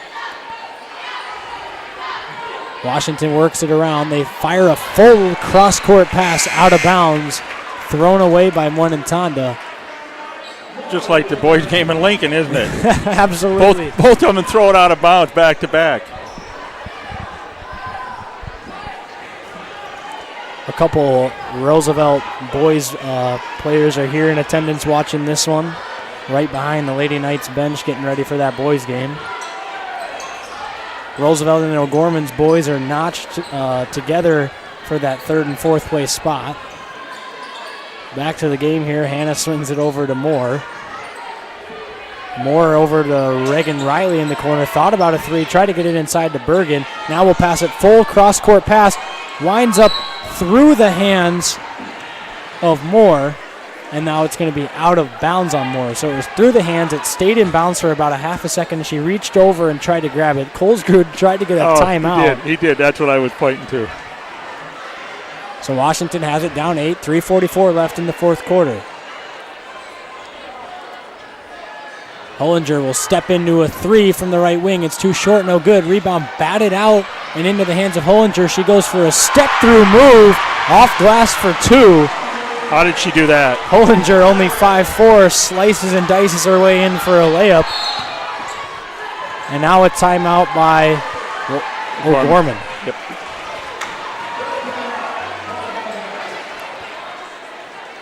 It'll be a full timeout. So with 3:22 on the clock, the Lady Knights lead 49-43 here at O'Gorman High School over the Washington Warriors. You're listening to Real Presence Radio Network. Amazon devices. To listen to your station, just ask Alexa to enable the Real Presence Radio skill and use a phrase like, Alexa, tell Real Presence Radio to play Sioux Falls. Or, Alexa, ask Real Presence Radio to play FM 94.5. You can also visit the Alexa Skills Marketplace and search for Real Presence Radio to enable it. Listen to RPR anytime, anywhere, now on your Amazon devices.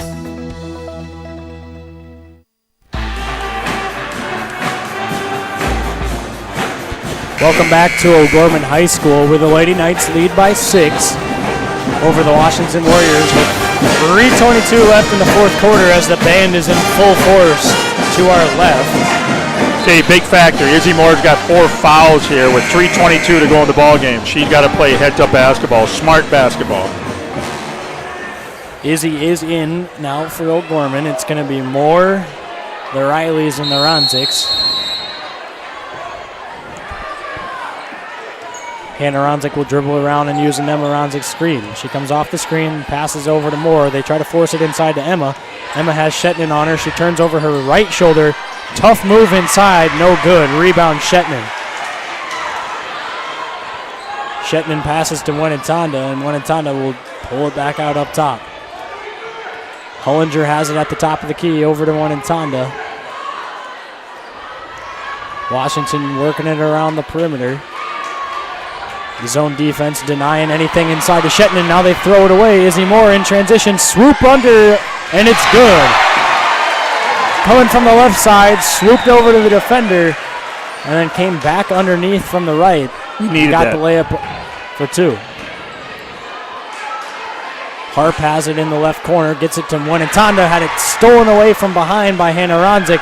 And now Hannah with a behind-the-back dribble will bring it across half court.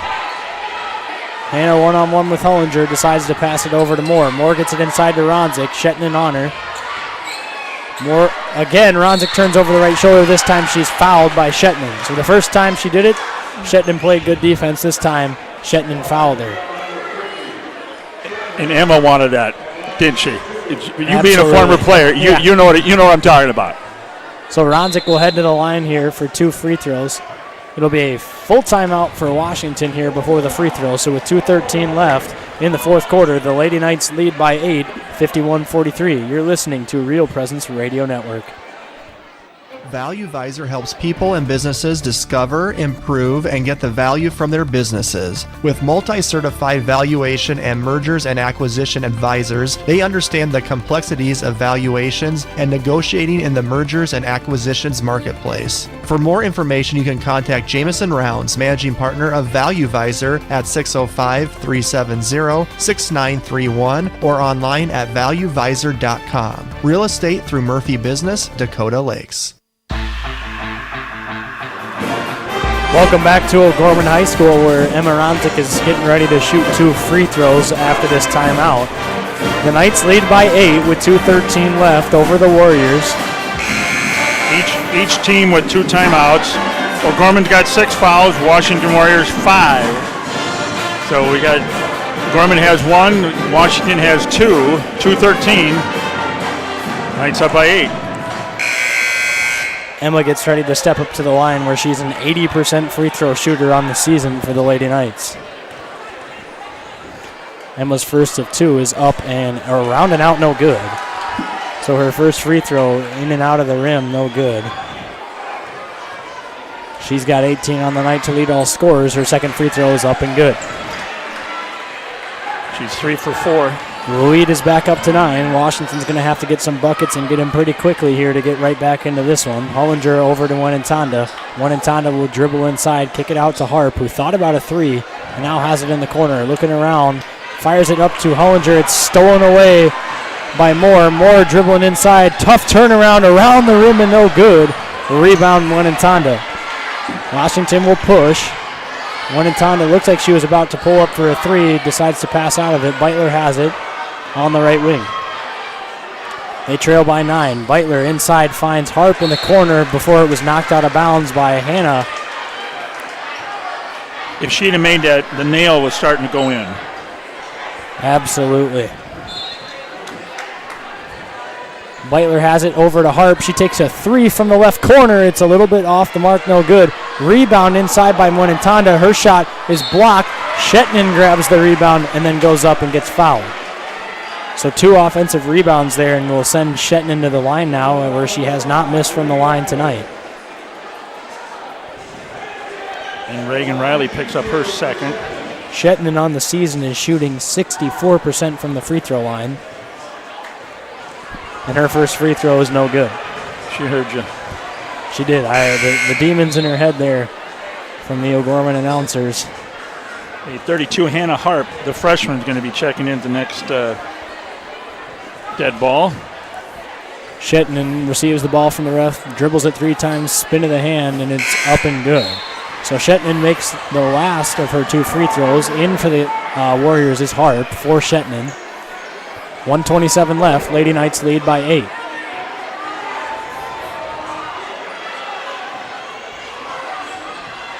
Emma passes it to Izzy Moore, and Izzy Moore will break it the half-court line with a pass to Emma Ronzik. Emma finds Reagan Riley down low, who had a layup opportunity. Then she pulls it out. Colesgrud yelling for some offense to spread out and waste some of the clock. Crouch inside to Emma, who turns it inside to Reagan, who goes up off glass for 2. And that's a dagger if you're O'Gorman. That nail is starting to go in, folks. Up by 10, under a minute. That pass is stolen away by Izzy Moore. She'll go in transition, pass it up to Crouch, who goes up for 2 and 1. So Crouch basically just put the icing on the cake with the and 1 there in transition. Chocolate cake? Come on. Not chocolate. Come on. Come on. Oh, my goodness. I don't think we're friends anymore. Oh, man, I know what I'm getting you for your birthday, buddy. Crouch's free throw is up and no good. Rebound goes to Washington and Beitler. They're down by 12 with 48 seconds left. Beitler over to Wanentanda. Wanentanda, they work it around the perimeter. Harp has it, finds Hollinger in the corner. She steps into a three. Well off the mark, no good. Rebound by Harp before it goes out of bounds. It did not hit the rim, so no reset of the shot clock. Beitler, however, then hits a three. They inbound it to Hannah Ronzik. She's going to be fouled immediately by Hollinger. They trail by 9 with 26 seconds left, and it'll send Hannah Ronzik to the line.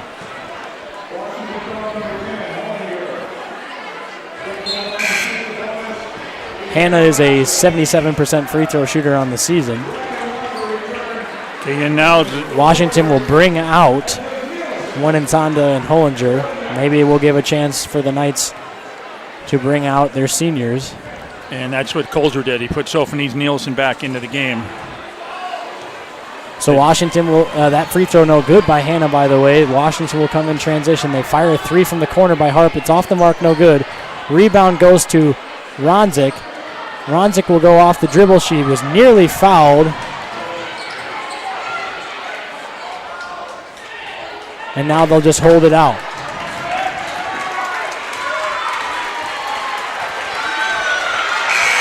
And that'll do it for this one on senior night.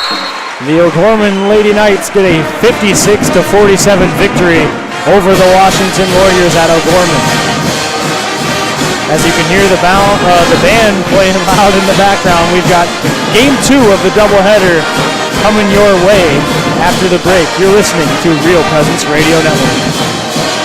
Real Presence Radio will be broadcasting an estimated 42 Sioux Falls O'Gorman girls and boys basketball games in the 2019-2020 season. Tune in to the RPR network on 94.5 FM Sioux Falls, online at yourcatholicradiostation.com, on our free mobile app, and on YouTube at Real Presence Radio Sioux Falls. If your business would like to sponsor our O'Gorman basketball broadcast and have your business's message heard across each of these platforms, contact me, Brett Byler, at 605-670-8333. Community. It's at the heart of everything we do at First Premier Bank and Premier Bank Card. From supporting area athletics to funding academic scholarships, we continually seek new ways to improve and strengthen communities we serve. At the heart of these communities are people, our customers, and our employees. We work hard to ensure our customers are successful and our communities thrive. It's the Premier way. It's what community banking is all about. First Premier Bank and Premier Bank Card. Locally grown, nationally known. You're listening to a special presentation from the Real Presence Radio Network.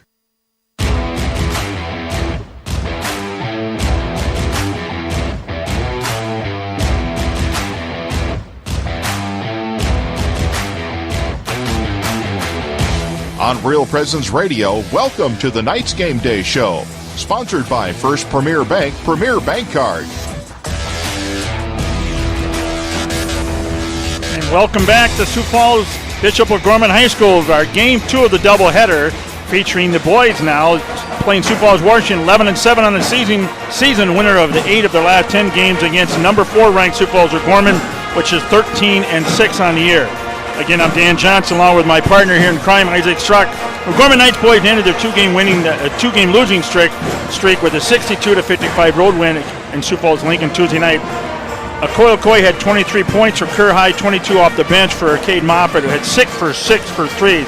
Isaac, the biggest takeaway from the Knights' road win over at that hostile territory of Lincoln High? I would say that the biggest takeaway was we saw some guys step up that don't necessarily always do. We found some scorers to step up. Moffett came in and hit 6 of 6 from 3.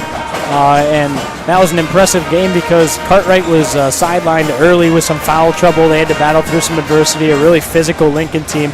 And they battled through some adversity. They handled the pressure pretty well, and they ended up pulling away with a tough road win at Lincoln, which is always a really tough environment. So that was a really impressive win to try to hopefully start rolling into the SODAC 16 on a win streak.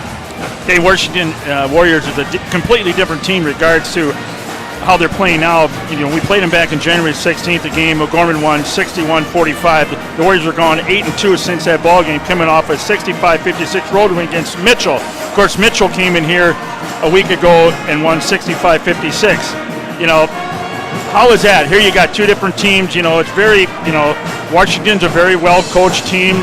Same season. You know, what's your opinion? What O'Gorman needs to do well tonight to get that another victory here? It's definitely going to be different, especially this, like you said, this Washington team's playing a lot better basketball than they were earlier on in the season. They're finally starting to kind of get into a groove, and they've been battling a lot of good teams lately, and it's going to be a competitive one. The first game of the season against these guys, I remember that it was a lot closer than the score really made it seem. It was a really physical game, and a couple of Washington's better scorers were pretty much held scoreless for the majority of the first half. So I think that if Washington can come out here tonight and kind of get a spark early, O'Gorman's going to have a little bit of trouble here. They're going to have their hands full, but it's senior night. It's always an exciting environment. O'Gorman's going to have to find a way to chip away at this one. So let's touch on that, because I wanted to ask you that for the girls game, but in a little bit. But what's that mean? Here you are. We're going to have a Sodak 16 game here. So this is not your last game on this court. That would be a week from Saturday night for the boys. What was the feeling going through your mind as a senior? Here you are, your final regular season ball game. What's your feelings as a player? It's definitely a weird feeling. It's something that you never really dream of actually happening. I remember our senior night, we played Washington here, and we got a really fun win and a really good win in a really fun environment. But heading into that senior night, you're counting down the practices, and you're starting to look around at your fellow seniors, and you're like, wow, this is really it. And it just brings a whole new level of competitiveness that you want to kind of send out your group with that signature win at home, that final performance. And I think that's what you're going to see from some of the guys tonight, playing with a little bit of that extra edge, knowing that, hey, your times playing here are counted, and you got to make them count. And they're going to go out and try to earn this one and play a really hard-fought battle. Okay, the 7 senior tonight is Akoya Coy, Jack Colbeck, Jack Cartwright, Zach Norton, Cole Hardy, Jonah Webb, and Cade McCuska. So now, what's going on in the other games across the South Dakota tonight, Isaac? So to start with AA girls, Sioux Falls Lincoln is at Harrisburg, where Harrisburg's kind of had a little bit of a rough couple games, as they are now 15-4 on the season from when they were undefeated when we played them a couple weeks ago. Sturgis is at Rapid City Stevens. Spearfish is at Rapid City Central. And then in AA boys, a final at Mitchell at the world's only Corn Palace. Pine Ridge gets a win over Mitchell, 47-45 in a 2-point ball game. So a really close ball game over there in Mitchell. And Mitchell comes up just a little bit short. Marshall, Minnesota is at Watertown tonight. Spearfish is at Rapid City Central. Sturgis is at Rapid City Stevens. So those are our games tonight. We'll try to keep those scores updated live. Folks, if you're at home and you want to follow along with some scores, follow Paul Seville on Twitter. At Paul W. Seville. He just had a link tweeted out, and there's a nice app going around that has live scores being updated from the location as they go along, so a really cool app there. And the series, this is the 131st meeting between the Knights and the Warriors. The series is tied 65 all, folks. O'Gorman is 8-2 in the last 10 games. They won 5 in a row. Washington last win was January of 2018, 52-40. So the scoreboard update brought to you by Jameson Rounds, managing partner Value Advisor, real estate through Murphy Business, Dakota Lakes. Coming up on the other side of the break, Brett Byler sits down with Warriors basketball coach Craig Nelson to find out more about his Washington squad. Stay with us on Real Presence Radio. Value Advisor helps people and businesses discover, improve, and get the value from their businesses. With multi-certified valuation and mergers and acquisition advisors, they understand the complexities of valuations and negotiating in the mergers and acquisitions marketplace. For more information, you can contact Jameson Rounds, managing partner of Value Advisor at 605-370-6931 or online at valuevisor.com. Real estate through Murphy Business, Dakota Lakes. Community.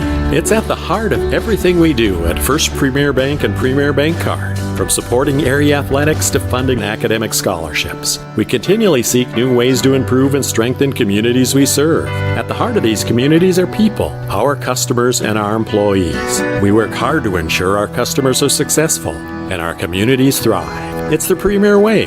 It's what community banking is all about. First Premier Bank and Premier Bank Card. Locally grown, nationally known. Welcome back to tonight's Game Day Show, brought to you by First Premier Bank Card. I'm now joined by Washington boys coach Craig Nelson. Coach, your team's coming off a win in Mitchell on Tuesday night against a Mitchell Colonels team that's playing very well. What did your team do well in that ball game to get the victory? Yeah, and Mitchell makes it really hard on teams lately, and I got to see them play O'Gorman, just a week prior to our game, and they've come a long ways, and they're a good team, and they're going to be an unbelievable team a year from now. But we couldn't guard them in the first half. Felt like Mitchell made every shot, and we were trying some man and zone and just doing everything we could to slow them down, and we couldn't figure anything out in the first half. And then about 2 minutes left in the second quarter, we finally got on a little bit of a run, and then our guys just picked up their defensive intensity in the third and let us get a little bit of cushion once we finally were able to get some stops. Coach, since I last talked to you January 16th, your team's been 8-2 since the last O'Gorman ball game. What are some things that your team has done well in that stretch of 10 games to get those wins? Really just playing much more solid and disciplined basketball overall. I thought early in the year we were playing a little frantic, a little undisciplined, a few too many turnovers, and so it's just been shoring up little things here and there, but we had to learn our lesson early on by going on a 4-game losing streak, which O'Gorman was one of those at the time, where we were just getting our butt kicked by a lot of really good teams, but we had to see on film why we were getting beat, and just doing some undisciplined things, and so once we figured that out, we've been playing pretty good since a month or so ago. Coach, the first O'Gorman game your team lost by 16 back on January 16th. What do you want to see as the biggest improvement tonight compared to that first meeting against the Knights? Just got to guard them better.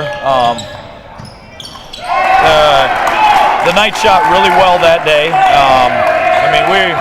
We were down 20 or 25 at half, so even a score of 16, the game didn't feel as close as that, to be honest. So we just got to guard them, especially early on, and not let them get going like we did at their place. And if we do that, I think we'll be okay. Coach, offensively, what will be some keys for your offense tonight? We like to throw the ball inside again and Thompson as many times as we can, so we got to get him planted down low and get him some touches, and our perimeter guys just got to be active and be moving and then knock down open shots when they get them. Thank you so much, Coach. Good luck tonight. Yep, appreciate it. Thank you. And that was Craig Nelson in his 8th season as the head boys coach at Washington High.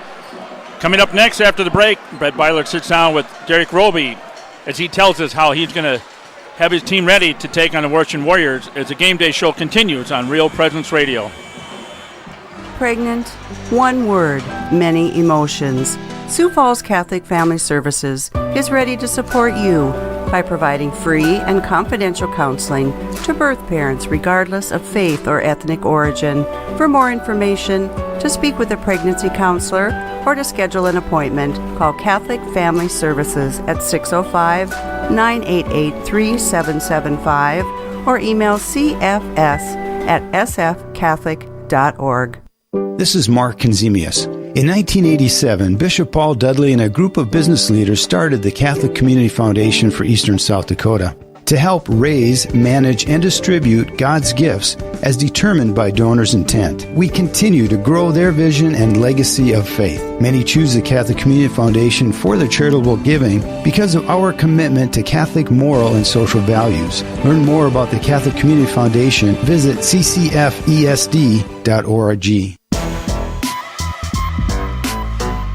Welcome back to the First Premier Bank Card Nights Game Day Show. I'm now joined by O'Gorman boys basketball coach Derek Roby. Coach, your boys came up with a big road win Tuesday night over Sioux Falls Lincoln, 62-55. The game was pretty close throughout the ball game, pretty physical game. It was about 47-47 with about 4 minutes left, and then Cade Moffitt hit back-to-back threes to kind of get you up to that 6-point lead with kind of the separation you obviously needed. And it felt like Cade was on fire throughout the game, obviously 6 for 6 threes, but I was really impressed with kind of the plays you designed for him for those 2 threes, and it felt like Jack and some of your boys were really looking at him toward the end of the game. They really knew he was on fire there. Well, and that's certainly true. It wasn't that I drew up a lot of plays for him. That's not true. But it is true that he was on fire, and he had a heck of a game. And I told our guys afterwards, I said, I would have been an idiot if I would have took him out at that time, meaning that some of our other guys didn't get a lot of minutes that they're used to.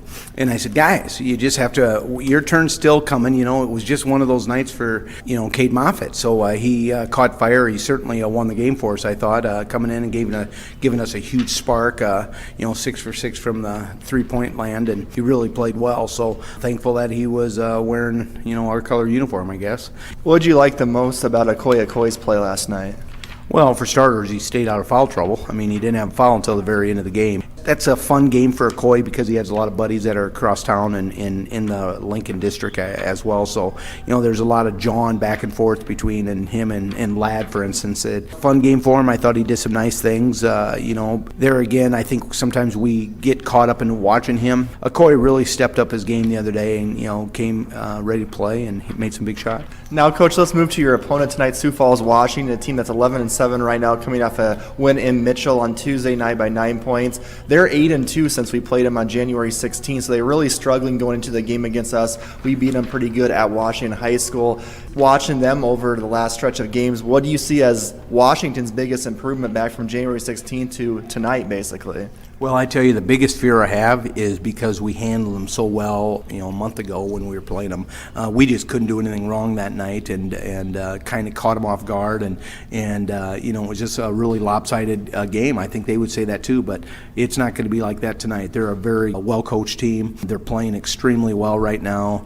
They're just into groove. You look at, Thompson is playing very well. He's hard to handle inside, and Williams around the perimeter, just a hard-nosed kid that's just playing really well. The two twins, obviously, you have to guard them. But with that being said, they're just shooting the ball a lot better. They're playing with a lot more confidence, and I'm just fearful because, like I said, our guys have to handle this the right way and approach it the right way, that it's not going to be as easy as the first time around. Finally, Coach, a couple of keys to victory tonight against Sioux Falls, Washington to close out the regular season. Well, I think we have to do a better job of scoring consistently. I think that's been pretty evident in the last week and a half. We're running some stuff. We're getting some guys some looks. I'm going to be honest, but they have to make some plays. They have to knock down some shots. So, we can't have the lulls in a game that, we go 4 minutes without scoring, especially against Sioux Falls, Washington. And it ain't going to work. First and foremost, we have to approach it the right way, have some confidence shooting the basketball, not just rely on the three ball, and get a consistent effort from everybody. And if we do that, it'll be a great senior night and a great way to end our regular season. Thanks so much, Coach. Good luck tonight. Thank you much, Brett. That was Derek Roby in his 15th year here as the boys' head coach at O'Gorman High School. Isaac, what's your keys to victory here? Tonight, for O'Gorman, we got to get out to a quick start and use the home crowd to our advantage. We got to keep our key players out of foul trouble. Coy did a really good job against Lincoln, only racking up one foul in that one. Offensively, we got to be in attack mode and get to the basket and avoid our low scoring droughts. And then we got to win the rebound battle. That's a big one tonight. And also, you got to contain Gannon Thompson, who averages about 12 points and 8 rebounds a game for the Warriors. And tonight's keys to victory for the Gorman Knights is brought to you by Fritsch Benefits, a registered investment advisor representative. John Fritsch can be reached at 605-334-8086. And now, starting lineups. Let's go with the Washington Warriors. So Washington tonight will start a guard in number 2, Kemmer Schramm. He is a 5'10 senior. His twin brother, number 4, another guard, Dagan Schramm, is a 5'10 senior as well. And then they'll start number 5, another guard, Eli Williams. He is a 6'1" junior. Number 12, another guard, Nate Gilbertson. He is a 6'5 senior. And then the big man down low, number 22, Gannon Thompson. He's their forward at 6'6". He's a senior, and he's a Michigan State baseball commit. So the Warriors are coached by Craig Nelson, who's in his 8th season. He has a record of 182, and he's a state runner-up in 15 and 16, and has a 7-10 career record versus OG at OG. So he played college basketball at Northern State for Don Meyer. Okay, now here's the lineup for the Gorman Knights, recorded by the boys.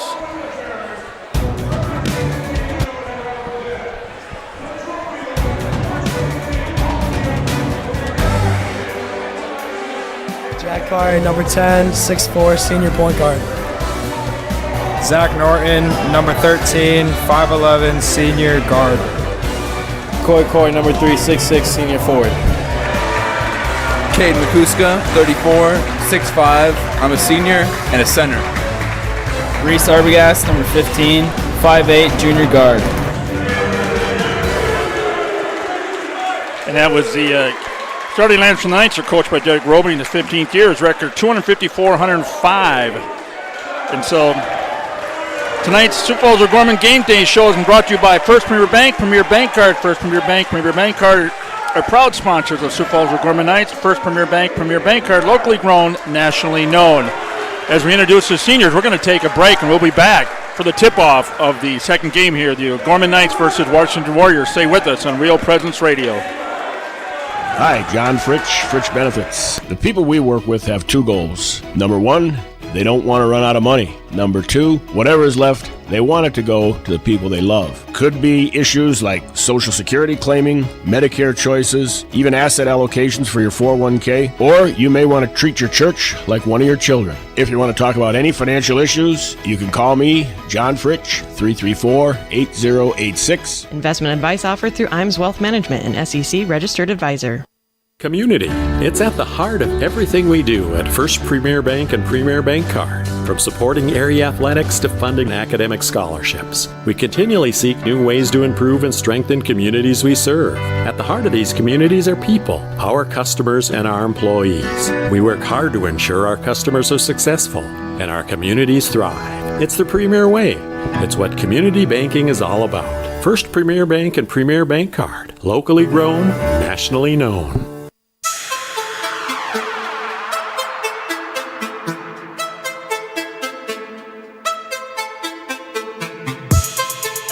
On the Real Presence Radio Network, O'Gorman Knights Basketball is on the air. Brought to you by Catholic Family Services, Catholic Community Foundation for Eastern South Dakota, Jardine Construction, Hagen Chiropractic Clinic, Bishop O'Gorman Catholic Schools, Fritch Benefits Registered Investment Advisor Representative, McGuire Iron, Knights of Columbus Insurance Field Agent Jeff Gillen, Pizza Ranch and Fun Zone Arcade on 41st Street, First Premier Bank Card, Sioux Equipment Company, Ide Bailey, Farrendorf Family Chiropractic and Wellness, Jameson Rounds Managing Partner of Value Visor. Tip-off to tonight's game is just moments away. With all the exciting action of O'Gorman Knights Basketball, let's go to the gym. And tip-off, you're right, are just moments away here. I tell you what, the girls, after that big win over the girls game, of course, girls are 20-0, Isaac. 20-0, perfect regular season schedule. Yep, that's just kind of like I got a Notre Dame regular season schedule signed by Coach Kelly. Perfect on that year. How'd that year end? Well, we won't. Yeah, they got beat by Alabama. I remember that. So, but senior night here, they just introduced all the seniors and their parents and everything. What a great! But I tell you what, I don't think anybody's left. If anything, it's getting crowded. Absolutely. It is packed in here. I think the fire capacity is getting pretty close. The student sections are in full force. Both sides are full to the brim.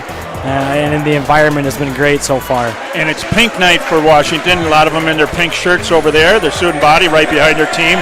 And folks, it's going to be loud. It's going to get loud. It's an emotional game for both teams. Regular season ending right here, and here we go. We're going to get ready to tip it off here. This is an exciting one. Here's Isaac Struck with your play-by-play. So Washington, the road team, wearing their black jerseys with a little bit of orange numbers and white trim around the orange numbers, and O'Gorman sporting their white with the green trim, a little tradition against Washington back to the Cathedral days. They wore these during their throwback classic, and they brought them out again tonight against Washington, so a pretty cool thing there, as the girls did as well. Okoye will win the tip, back to Reese Arbogast, and the Knights will get started with the ball. On senior night, Jack Cartwright will drive right inside, get it to Makuska, who goes up off glass, around and in for two. Makuska starts off the scoring, and the Knights lead 2-0. Williams brings it across half court right now for Washington. Trying to get it inside. Now up top with it is Gilbertson. Gilbertson around to Williams. Williams looking inside to Thompson. He'll dribble around to the corner. Get it to Thompson. It was nearly knocked away by Norton. 13 on the shot clock. The student section from O'Gorman is really loud right now, clapping along for some defense here. Schramm has it, trying to get a tough shot over Arbogast. It will go off the backboard, no good. The rebound goes to Okoye. And the Knights will have possession. Arbogast looks over at Roby for a play. Being guarded heavily by Williams, and he's going to be fouled. Eli Williams, 6'1", junior for the Warriors, picked up first team foul. Isn't it loud down here, though? It is. You remember that, don't you? Yeah, absolutely. It reminds me a lot of our game against Washington to round out the season. It was a loud environment. Both of our teams were getting hot at the late part of the season. It was a fun one. Arbogast shoots a floater that goes for 2. Arbogast's first shot of the game is up and good. 4-0. Williams has it up top. He's guarded by Norton. Calls out for a play and will dribble over to the right side. He passes it over to Gilbertson. Gilbertson had a low-scoring night the last time these two teams played. Thompson turnaround fader is no good. A little bit of a fading hook shot was well too short. Rebound goes to the Knights. Arbogast nearly lost it trying to go behind his back. Winds up in the hands of Cartwright. Cartwright will pass it over to Okoye, gets it back to Cartwright, and they work it around. Norton with an entry pass inside to Okoye, who's got Schramm on him, backs him down, goes up for 2. Shot's no good. Rebound, however, winds up in the hands of Okoye. He goes up and is fouled on the shot attempt. Okoye will head to the line for 2 free throws here. Knights lead by 4, 4-0, 6:08 left in the first quarter here on senior night at a packed O'Gorman High School. You know, we're in a good spot because where's Colesroad? He's right behind us. That free throw is up and good by Okoye, the first of 2.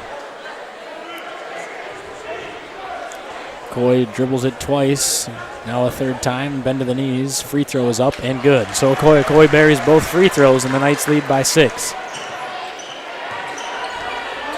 Williams brings it across the half-court line. He'll go off the dribble. Screen being set by Thompson. Williams thought about a jump shot, decided to pass out of it, gets it over to Schramm. Schramm looks to pass back up top to Gilbertson.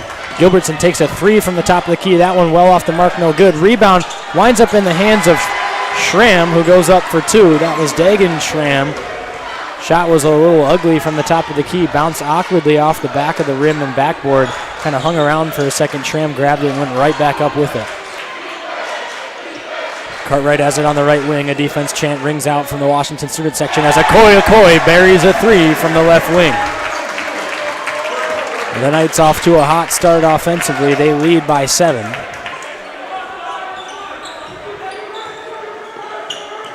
Williams has it, passes it over to Thompson. Now they work it around to Schramm. Dagan Schramm thought about a 3, gets it down low into Thompson's hands. Thompson up top to Schramm. He takes a 3 from the top of the key. Off the mark, no good. Rebound bouncing around, winds up in the hands of Cartwright. And Cartwright will go in transition. Williams all over him on the defensive end. Knights pleading for a foul, no call. Oh, they're letting him go.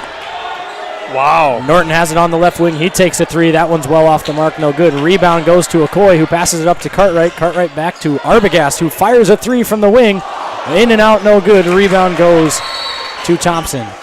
We will have a timeout taken by the Warriors. It's a 30-second timeout, so we'll keep it here. The Knights lead 9-2 with 4:40 left here in the first quarter. He saw something there. If he thought we'd have got that 3 and gone up by 11, he thought, no, I got to put a stop to this. So OG's come out and shot really well so far from the field to start this one. They lead by 7 in a quick, high-intense game right now. Washington a little bit struggling a little bit so far offensively, trying to get into a rhythm. That 3 by Schramm was one of their better looks. That was just a little bit too long. Williams, Eli playing some great defense there. I was like, they're letting him play there. He was hitting him, bouncing off, and they're letting him go. As long as he calls it both ways. So Washington will have it. It's Williams. He'll bring it across half court. Norton waiting for him. Moffitt's into the game right now for the Knights. He comes in for Arbogast. So Moffitt, the first one off the bench tonight for O'Gorman. Williams has it over on the left side of the floor. He goes off the dribble, and Norton cuts him off. Works it back up top to Schramm, who gets it over to Gilbertson. Gilbertson looking inside to Williams. Williams posting up Norton. The turnaround, thought about a fader. A pass to Thompson, sailed all the way across the baseline, winded up in the hands of Schramm, who goes off the dribble. He's going to be held on the ground by Cade Moffitt. That'll be his first and team first. So Moffitt picks up the foul on the dribble drive. There was only 2 seconds on the shot clock, and the Warriors will get a fresh 35. In 33, Muirhead's in for Makuska. Williams inbounding up nearly a 5-second count, finally got it into Schramm. Schramm finds Gilbertson over on the wing. Pass inside down low to Thompson. Hayden Muirhead in for the Knights. Guarding Thompson. That one rolls off the foot of Thompson and out of bounds. So Thompson went to do a power dribble, a little bit of a gather step, and dribbled it right off of his right foot directly out of bounds. And a turnover for Washington will give the Knights possession. Muirhead inbounds it to Cartwright. Williams all over him in the backcourt as Cartwright dribbles across behind his back to get across half court. He finally will get it over to Okoye now on the right wing. Okoye, tough jump shot off the mark, no good from the elbow. Muirhead's going to get called for a foul from behind on the rebound. That'll be his first, team second. Okoye with a tough pull-up jumper that nearly fell right around the elbow. 3:43 left in the first quarter. Knights lead by 7, 9-2. Williams brings it across the half-court line. He gets it over to Gilbertson. Gilbertson over to Schramm. Schramm has it on the left wing and gets it back up top to his brother, who fires a three, and it's good. A three from the top of the key by Kemmer Schramm, and the Warriors cut the lead to 4. Cartwright has it. He'll dribble and pass over to Moffitt. Moffitt on the right wing will get it over to Muirhead. Muirhead gets it back to Cartwright, and Cartwright will look inside to Okoye, who gets it inside to Okoye. He goes up, fouled and won by Okoye. Okoye got knocked to the floor by Thompson. His shot, circus shot, falls off the glass. That was a heavy foul on Thompson there. So Okoye gets ready to shoot a free throw. That was a hard spill to the floor there as Okoye gathered himself, went up, got fouled, landed directly on his back after falling and landing. His free throw is up and good. He flicked it up with his right hand. He'll go to the bench here maybe just to get a little bit of a quick checking from the trainer. Jonah Webben replaces Okoye. So Williams will bring it across half court for Washington. Washington hasn't brought a sub into the game yet so far. We're 5 minutes into action. Williams has it, dribbling around the perimeter, thought about taking a three, instead kicks it to the corner. Schramm for three, and it's good. So Dagan Schramm knocks home a three from the left corner, and it's a 4-point O'Gorman lead. Moffitt has it on the wing. He'll use a screen from Muirhead to dribble over and hand it off to Webben. Webben outside to Muirhead, who dribbles inside. Tough finish off the mark, no good. Ball winds up in the hands of Webben, who passes it up to Norton, swings it around to Moffitt for three from the wing. A little too strong off the mark, no good. Rebound batted out by Muirhead. Norton will dribble inside, and he gets it to go, and the foul. Nice heads-up play. Muirhead knocked it back from underneath out to the three-point line where it was grabbed by Norton, dribbled inside on two defenders, did a little bit of a swooping from the left side up and under with the right off the glass, and got fouled. He heads to the line for an and one. His free throw is up and good. That's basically 2 3-point plays there. Okay, Okoye's in. Reese Arbogast is coming in for Cartwright. Cole Hardy now is in for the Knights, number 20. So 6-foot senior. Norton, Okoye, Hardy, Webben, and Arbogast are in. And the same starting five is in right now for the Warriors.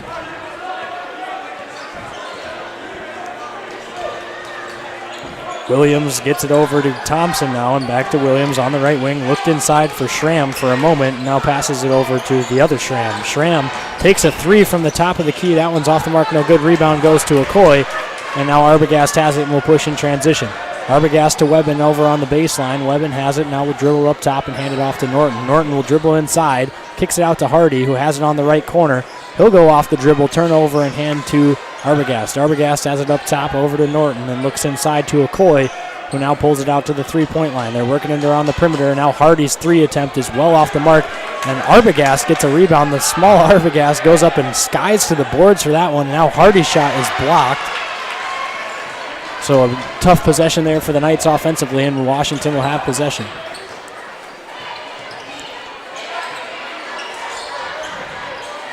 Gilbertson has it up top for the Warriors, and now Williams will come up and get it. Sets up a play. They're running one. Williams gets it into Thompson. Thompson will turn over and pass to Gilbertson at the top of the key. The Warriors spread the floor 4 wide, and now Williams will go off the dribble inside, goes up for a tough finish. That's around the rim and no good. somehow gets his second rebound of the possession. He tried to tip it in again. It missed again. And he got a rebound, and now Washington has a fresh 35. They get it around the perimeter and now inside to Thompson. Thompson off the dribble with Webben on him. He's going to be fouled by Hardy on the ground. He tried to swoop over the top of Hardy, and Hardy got a little too much arm action. He saw that baseline. He's taking it. Oh, the boys are talking a little bit with the ref, aren't they? The OG student student. Oh, yeah, there's Sorensen and Wishart. And laughing and talking with the referees. Hurd. Oh, yeah, I know them boys. A lot of them are football players. The referee laughs back and says, might have been a bad call, but not in my opinion. So Kumbalo is into the game right now for the Warriors. He's the first sub off the bench for Washington. Schramm has it, passes over to Kumbalo. Kumbalo, the quick first step. Nearly got past Arbogast, and now they swing it around the perimeter. 17 on the shot clock. Williams gets it over to Kumbalo, who fires a three from the corner. That one off the mark, no good. However, a real nice rebound by Gilbertson, who caught it in the air and then casually laid it up, finger roll in off the glass. A really nice athletic and controlled play there by Gilbertson. So 13 on the clock now as the Knights will hold for the last shot of the quarter. They lead 15-10. Cartwright will go off the dribble. Williams all over him, and he's going to pick up his second foul. You'll never forget Roby's whistle, will you? I mean, you can hear that. I mean, I don't know any other coach that can whistle like Derek Roby. One of his many talents. Oh, don't tell him that. Knights are not going to spoil the play here, but we're probably going to get a three-point look as they try to get it to Cartwright for three, and now they get it to Okoye. Okoye will pull up in transition, passes it back to Renshaw, who has it 1 second. Step back three by Renshaw is well too long. So at the end of one, the Knights lead 15-10 at home on senior night over the Washington Warriors. We'll be back after the break for more on Real Presence Radio Network. Ferendorf Family Chiropractic and Wellness is a third-generation chiropractic practice focusing on inspiring patients to take control of their personal health and the health of their families. Dr. Eric Ferendorf is a 99 O'Gorman alum and is a proud third generation of O'Gorman Cathedral High School graduate, following in the footsteps of his grandfather and uncle. Ferendorf Family Chiropractic and Wellness, formerly known as Village Chiropractic Clinic, is located on the northwest corner of 49th Street and Southeastern Avenue. You can reach them at 605-334-8000.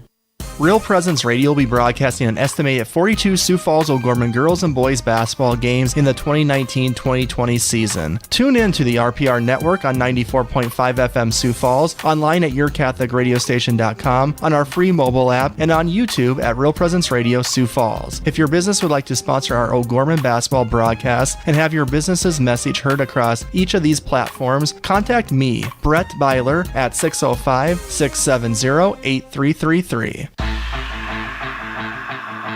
You're listening to KGWD 94.5 FM, KSTJ 91.3 FM, Sioux Falls, Hartford. Your radiostation.com is your website, Real Presence Radio on the free mobile app, or you can listen to its YouTube at Real Presence Radio Sioux Falls. Here's the start of the second quarter. Here's Isaac Struck. Kumbalo has it for Washington, and he'll pass it over to Gilbertson. Gilbertson over to Schramm. Washington working it inside now to Thompson. Thompson with defense by Makuska. Turns over his shoulder and gets it to go in, the foul. So Makuska played pretty good defense until the shot attempt came up, and then he went up and basically high-fived Thompson in the air after he had released the ball, and the shot fell. So Thompson will head to the line for one free throw after the hook shot, and it goes around the rim, no good. Rebound by Gilbertson, and they get the two, or he's going to go to the line for two. Now here's the thing, if you're watching the live stream, pay attention to Washington here on the box out of these free throws. They will cross the paths to try to create some confusion. So I'm not sure if they will do it on this possession, but they've been known to do this. Schramm will come over and try to box out Okoye to free Gilbertson, or excuse me, Thompson now, but that's what happened on the last possession. Schramm dove over and boxed out Okoye to free Gilbertson from the other side for the rebound attempt.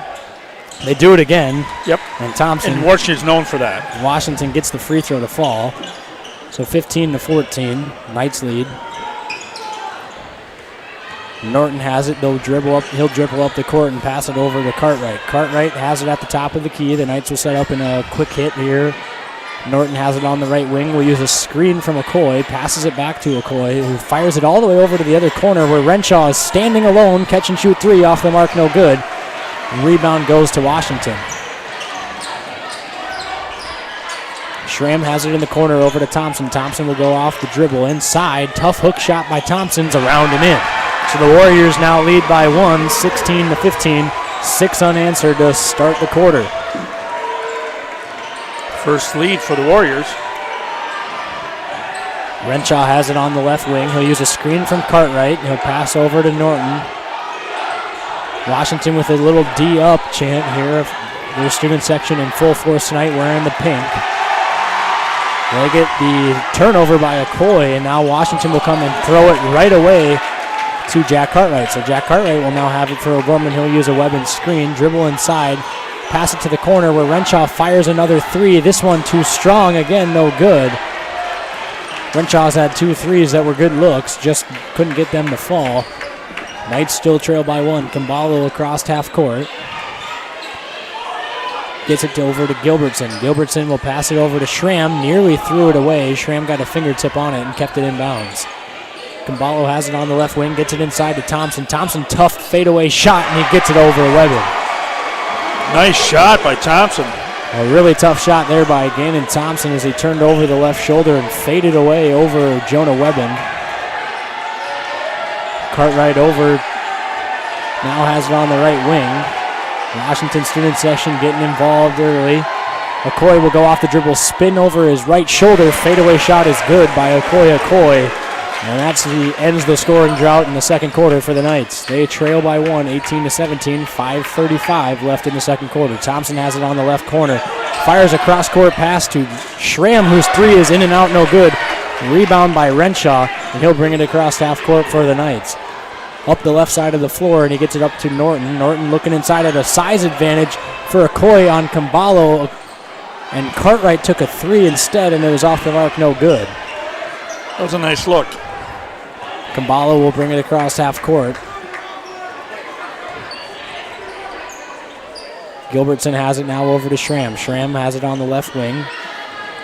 Now he passes it over to his brother, whose three from the top of the key is around and out, no good. Rebound by Renshaw. He's going to be fouled from behind by Kambalo.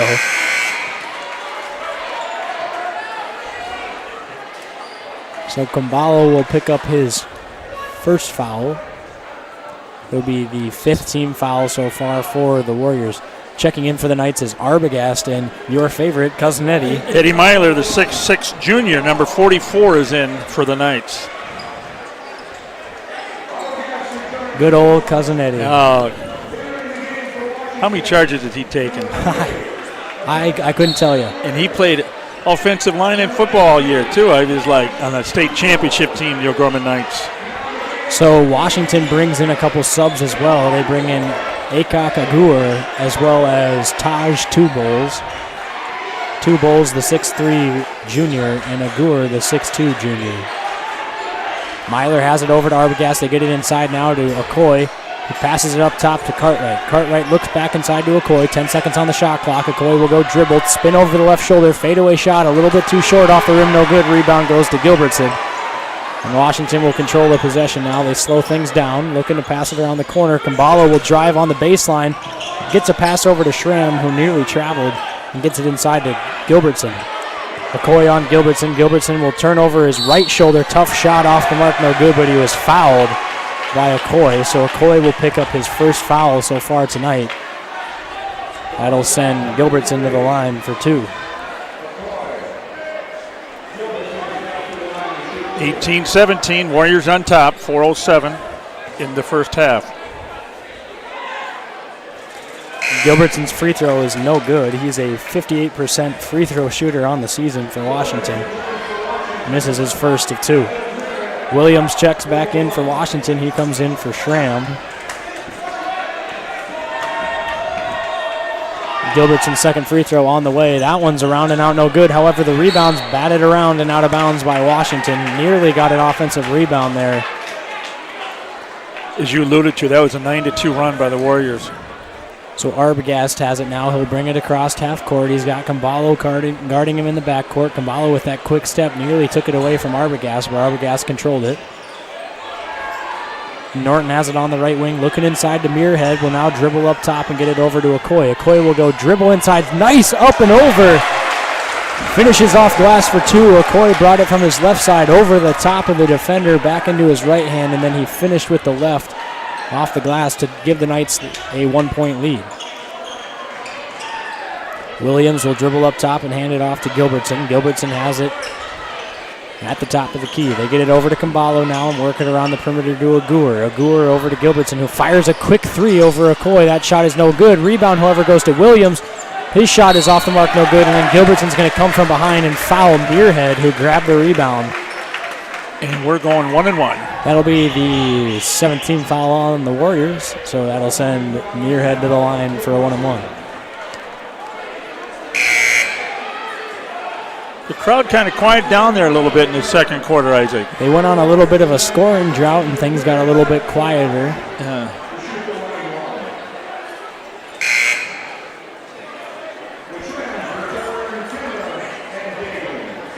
Checking back in for Washington is Schramm, Dagan Schramm that is, as well as Thompson. So Muirhead heads to the line for a 1-1 opportunity here. His free throw is up and no good, too long. Rebound batted around and into the hands of Muirhead. So the Knights will get another possession. They swing it around to Norton. Norton will go inside. Nice pass down low to Myler, who goes up for two and is hammered on the foul. I love that. Cousin Eddie read that all the way. He knew what was going. So Myler will get the opportunity at the line here for two free throws. A nice play there by Okoye to bat out that missed free throw into the hands of Muirhead.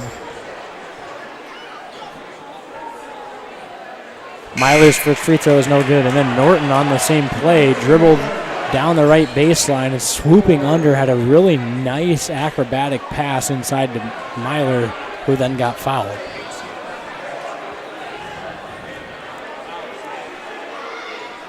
Myler's second free throw is up and good. Right now, OG's got three bigs in the game if you count Okoye. Okoye has a big. Muirhead nearly fouled Schramm as he attempted to knock it out of bounds, and Eli Williams has it now. Dribbles inside, passes it inside to Gilbertson, who got it stripped out of his hands by Myler, and then Okoye wound up with the basketball, passed it to Cartwright, who gets it back to Okoye. Okoye will dribble around, pass it to Cartwright, who thought about a three, will now use an Okoye screen to create some separation. They're going to call Camballo with a hold on Okoye. It looked like they were about to call Okoye for the foul, however. And Camballo's 5'8", and Okoye's 6'6", and he's trying to hold him. But I agree, that could have been either way.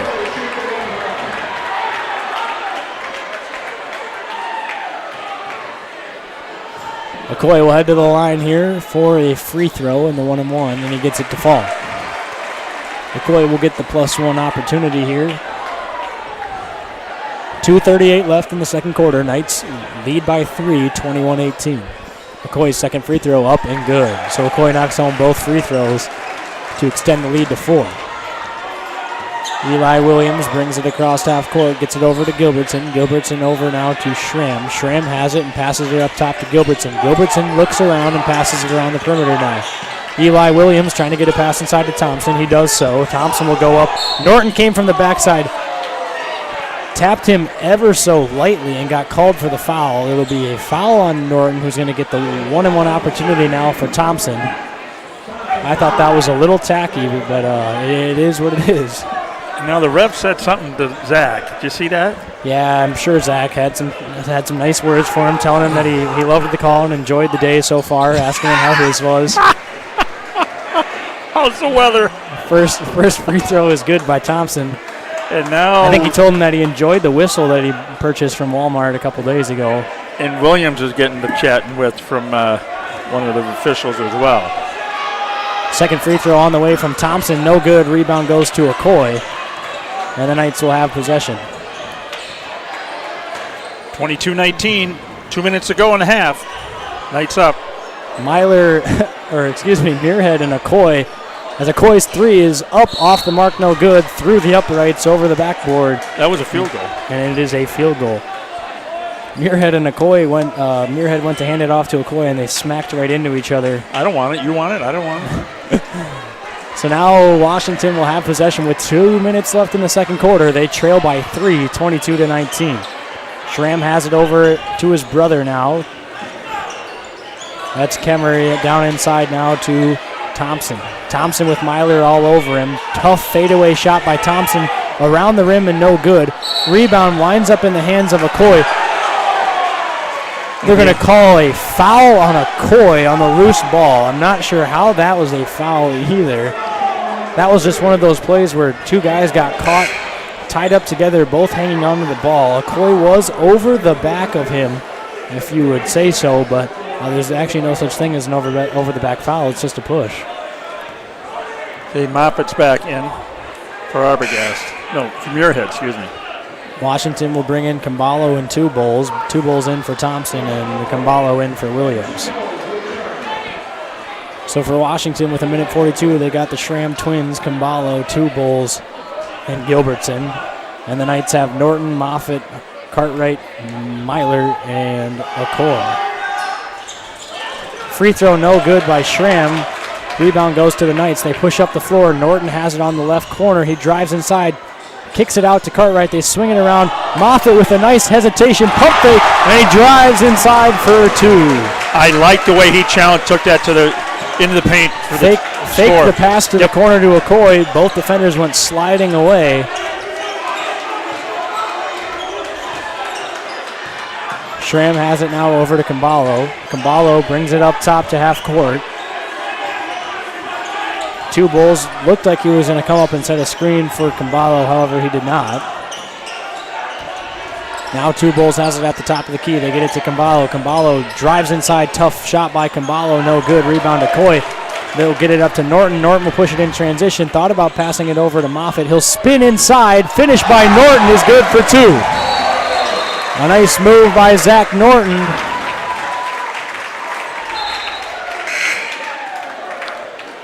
As Muirhead will check in for Okoye to save Okoye from grabbing that third foul before the end of the half. Knights lead by 7, 26-19 here with 44 seconds left in the second quarter. Kambalo has it on the left wing and gets it over to Schramm. Kemmer Schramm back up top to Two Bulls, who passes it over to Gilbertson. Gilbertson finds Dagan Schramm and finds his brother now Kemmer in the left corner. Kemmer goes off the dribble and will pull it back out up top to Dagan. 10 seconds on the shot clock. Washington just dribbling around on the perimeter. Finally gets it to Gilbertson in the corner for three, and it's good. A really nice possession there offensively for the Warriors as they waste a lot of the clock and then get a three. Norton has it, 7 seconds. Now Cartwright up top. Cartwright drives inside. Nice move by Cartwright. Gets his shot blocked by Kambalo. Saved by Cartwright before it went out of bounds. Kicked it to Muirhead, whose shot was around the rim and no good. So that'll do it for the first half. The Knights lead 26-22 over the Washington Warriors here on senior night at O'Gorman High School. Stick around for the Knights of Columbus field agent Jeff Gillen's halftime show after the break. You're listening to Real Presence Radio Network. Do you have daily pain and discomfort that includes headaches, neck and back pain, and arm and leg numbness? Dr. Mark Hagan with Hagan Chiropractic Clinic provides gentle adjusting, x-ray evaluation, rehabilitation, and massage therapy to treat these symptoms. Hagan Chiropractic Clinic is located on 14th and Cliff, 6 blocks north of Avera Hospital. Hi, this is Dr. Mark Hagan with Hagan Chiropractic Clinic. Don't say ouch, call me at 361-OUCH. Pregnant, one word, many emotions. Sioux Falls Catholic Family Services is ready to support you by providing free and confidential counseling to birth parents regardless of faith or ethnic origin. For more information, to speak with a pregnancy counselor, or to schedule an appointment, call Catholic Family Services at 605-988-3775 or email cfs@sfcatholic.org. Your family is depending on you to provide financial security for them. The Knights of Columbus can help you with insurance solutions such as disability income, long-term care, both term and whole life, annuities, retirement, and estate planning services. Join the Knights of Columbus today at kofc.org/join us for access to all these insurance services. Call Jeff Gillen at 605-759-7204. That's 605-759-7204.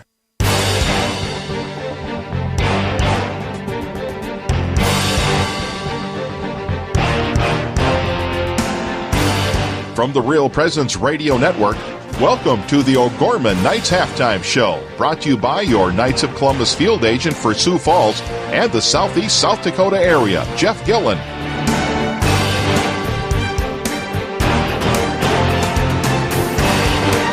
Welcome back to Sioux Falls Bishop O'Gorman. Halftime of the boys game. O'Gorman Knights lead 26-22.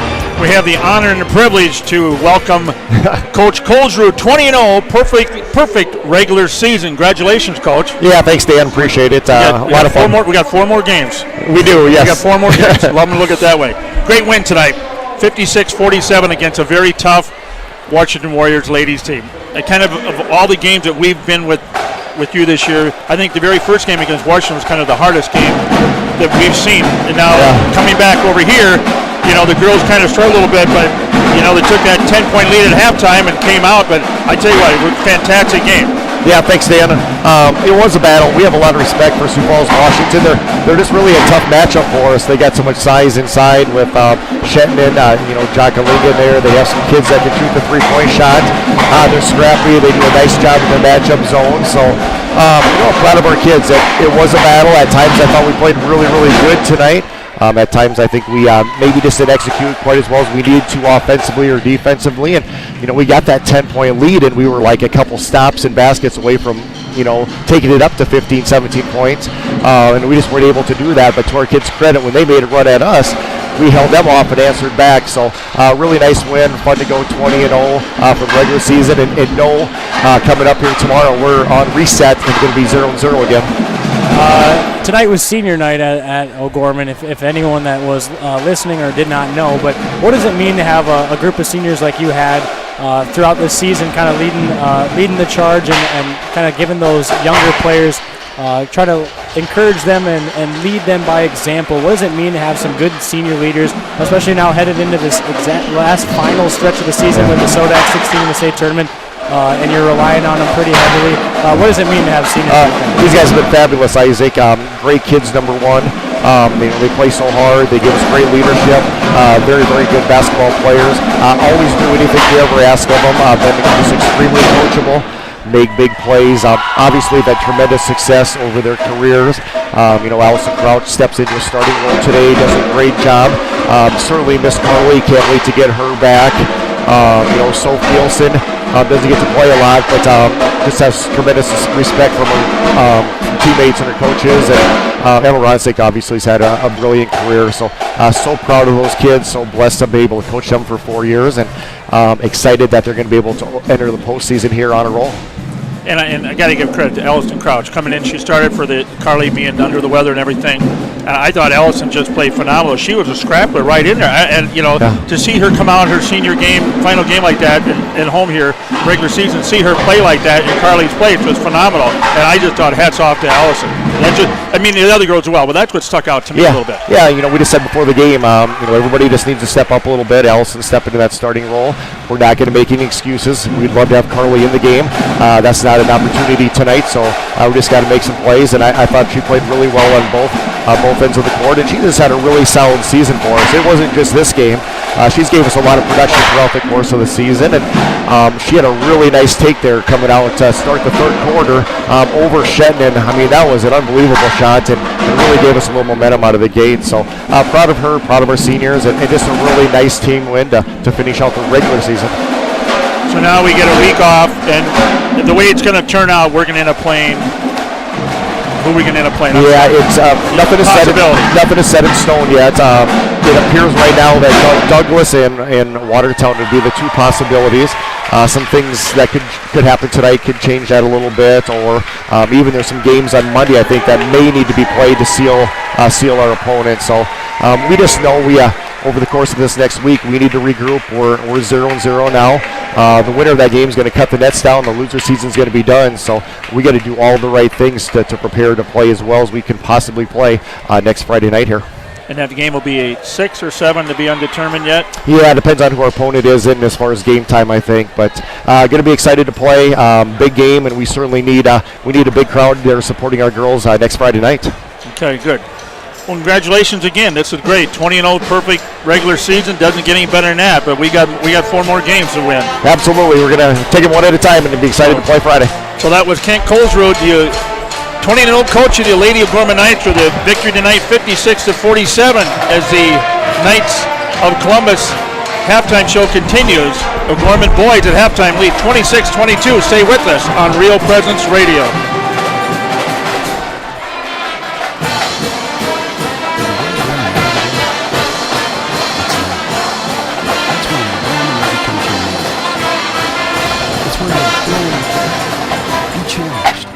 Celebrate and become part of a community. These are the moments that will shape your life. This is where your path will unfold. What are you waiting for? You belong in blue. Your family is depending on you to provide financial security for them. The Knights of Columbus can help you with insurance solutions such as disability income, long-term care, both term and whole life, annuities, retirement, and estate planning services. Join the Knights of Columbus today at kofc.org/join us for access to all these insurance services. Call Jeff Gillen at 605-759-7204. That's 605-759-7204.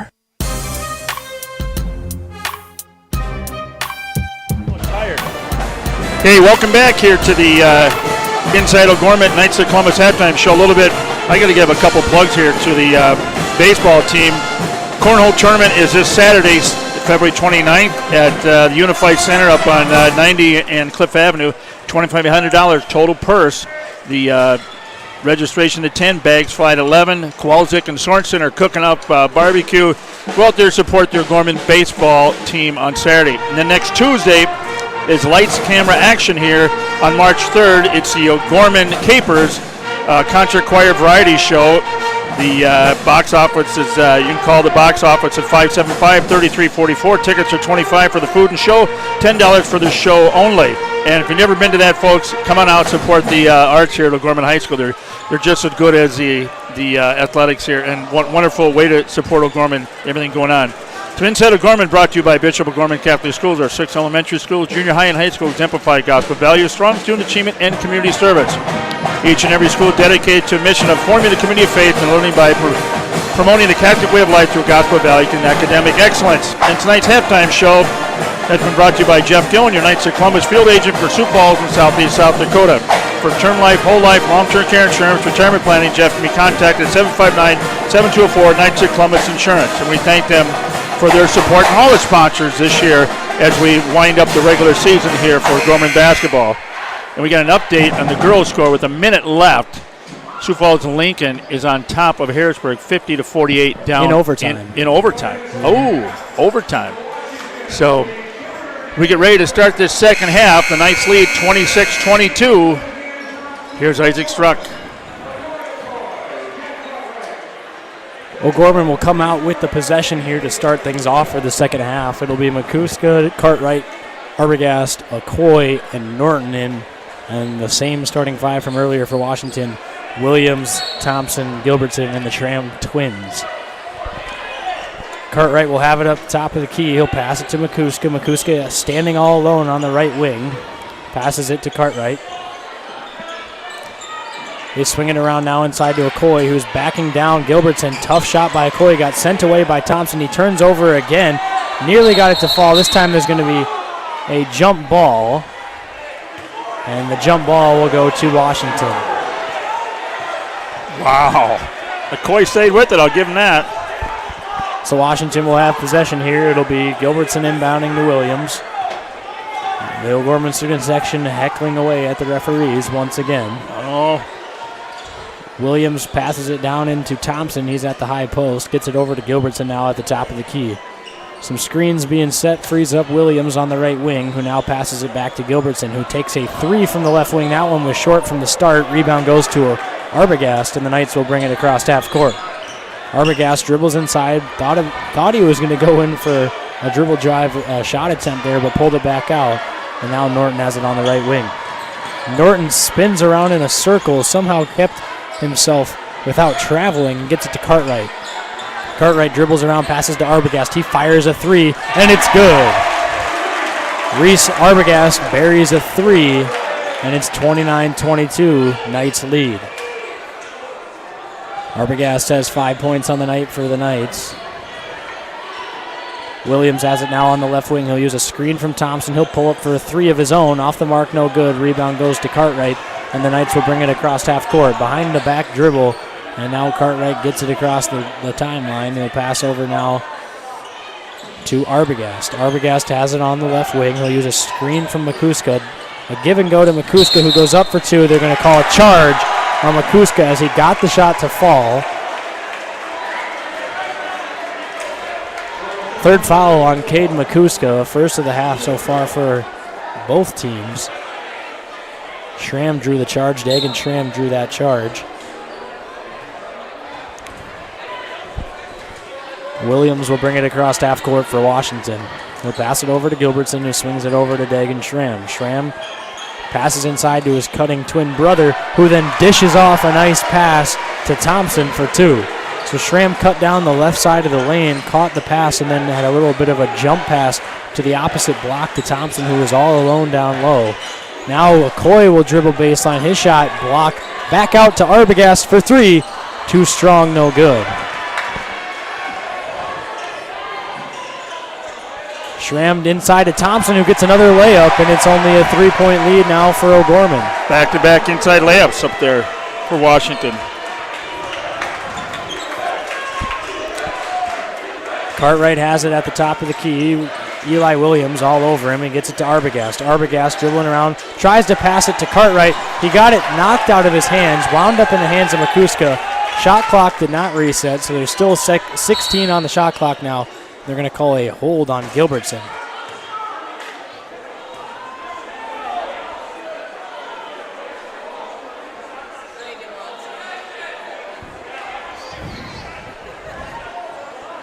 The girls are waving at Coach Mathis up here. I don't know what that was about. I think the referee, Mr. Ricketts Jr., thought that the shot clock should have reset for some reason, but there was no obvious grasping of the ball by Washington. So the shot clock stays. The other refs convince him otherwise. And now O'Gorman will bring some subs in. So Moffitt and Myler are going to come in for a free 14-second possession. Cartwright takes it himself for 2. The floater by Cartwright is good, and the Knights have a 5-point lead. Williams dribbles inside, fadeaway jumper over Myler is good. Williams dribbled from the right side of the floor to the left elbow, and then hit a fadeaway falling jumper. Moffitt has it in the right corner. He uses a screen from Myler, dishes it down inside to Myler, who turns over his shoulder, throws it to Moffitt, nearly across half court. Now gets it to Norton in the corner for 3. It's good. Norton hits the 3 to increase the lead to 6. 34-28 with 4:30 in the third quarter. Williams' 3 is no good. It was too long. There's going to be a foul, however, on number 13, Zach Norton. So Norton picks up his second personal. It'll be the team's second of the half. Okay, 10 seconds to go down in Harrisburg. Sioux Falls Lincoln 52, Harrisburg 51 in overtime in ladies high school basketball. Whoa. Whoa is right. That's going to change a few things. If Harrisburg can. Norton now subbing out of the game as Muirhead will check in for him. Williams inbounding, nearly a 5-second count, going to be stolen right out of the inbound by Muirhead, who tried to dribble inside. He was going to get pushed away by Gilbertson. You see the look in his eye? He was coming. You know what he wanted to do. He wanted to throw that one down with some authority. Yes. Yes.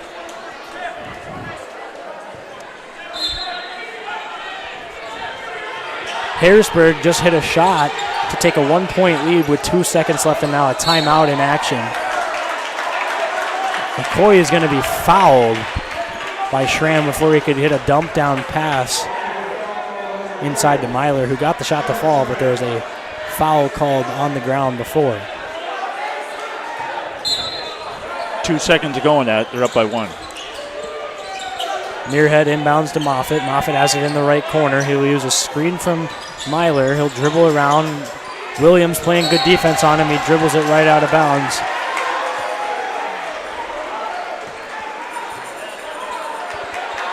Off of Moffitt, out of bounds. It'll be Washington possession.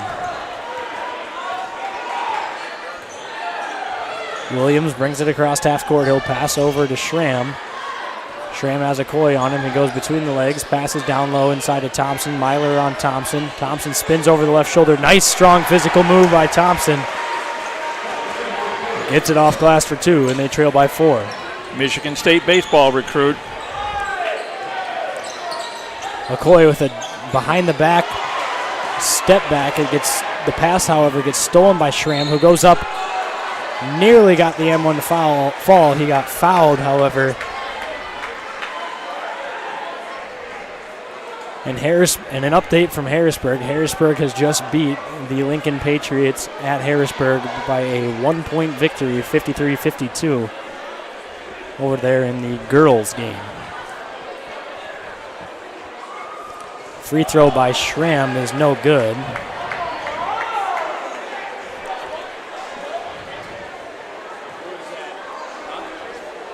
Schramm's second free throw attempt on the way. That one is up and good. So Schramm knocks down that free throw. Myler and Cartwright come out. Makuska and Arbogast in. So you got Muirhead, Arbogast, Moffitt, Okoye, Makuska for the Knights. Another quick score update from around the basketball. In girls AA basketball, Stevens is beating Sturgis 60-18, and Rapid City Central leads Spearfish.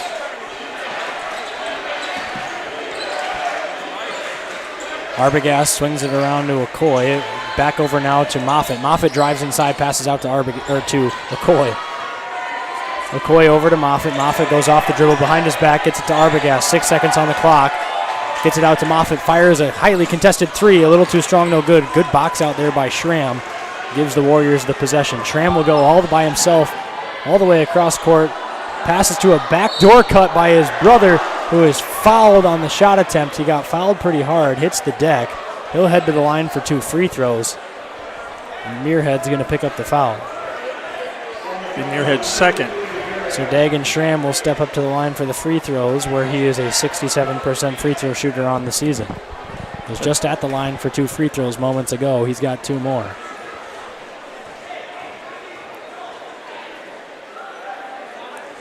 His free throw is rounded in 2 times around the rim, and it falls. So now checking back into the game for the Knights is Cartwright. He came in for Muirhead. Muirhead picked up his second foul. 2:57 left in the third quarter, and the Knights lead by 2, 34-32. Schramm's second free throw attempt on the way. It is up and good. Buries it as he knocks down both free throws to cut the lead to 1. So Arbogast now has it. Williams guarding him in the backcourt. He'll bring it across half court.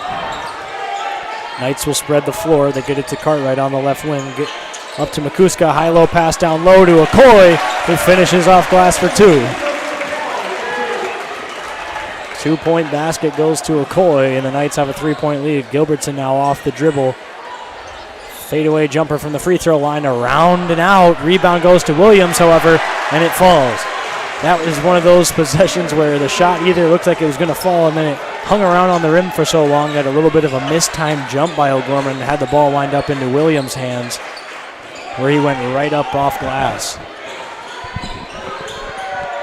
Arbogast has it. He passes over to Moffitt, nearly stepped on the out-of-bounds line, passes it down low to Makuska, had it tipped, and now into the hands of Schramm. Schramm in transition, got his foot stepped on, nearly fell to the ground. Now Williams takes a 3 from the corner, and he's got it. Eli Williams hits a 3, and the Washington student section has arisen from the dead. They are up by 2. Gonna get loud, folks.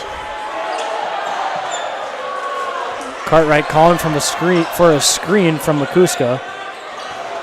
Williams avoids the screen perfectly. Now Arbogast takes a three and he buries it.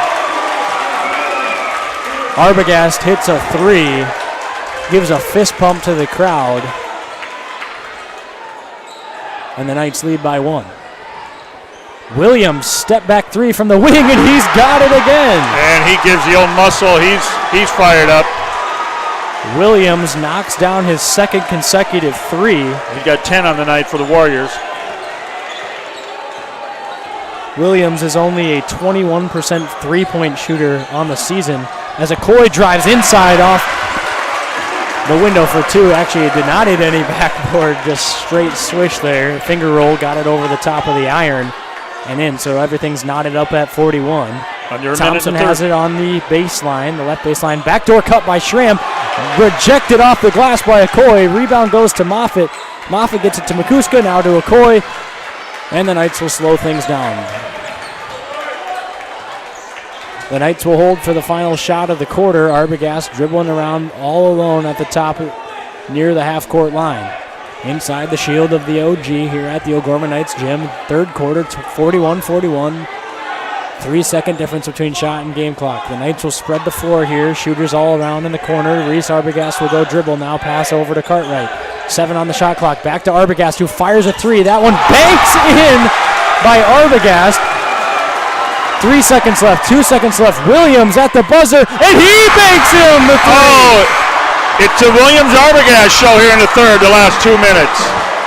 So Arbogast banks home a three, and then Williams comes down and banks home a three of his own. So back-to-back banks, and with that, at the end of the third quarter, everything is knotted up at 44 here at O'Gorman High School. Stay tuned for more action on Real Presence Radio Network. We protect and store quality water for people and communities across the country. We are family owned and operated and have been building and maintaining America's water tower infrastructure for over 100 years. We pride ourselves on using faith principles in our business practices every day. This deep faith in the church is why we support the Bishop O'Gorman Catholic School System. From all of us at McGuire Iron and the Jones family, we wish all O'Gorman students and student athletes good luck this year. Did you know you can listen to the RPR network when you're on the go? Just search for Real Presence Radio in your app store. Listen live to any station across the network at any time, so you can stay connected to your local community from wherever you are. Plus, if you miss a program, the Real Presence Radio app is your one-stop shop for local and national podcasts, including our signature show, Real Presence Live. The Real Presence Radio app, with you every step of your faith journey.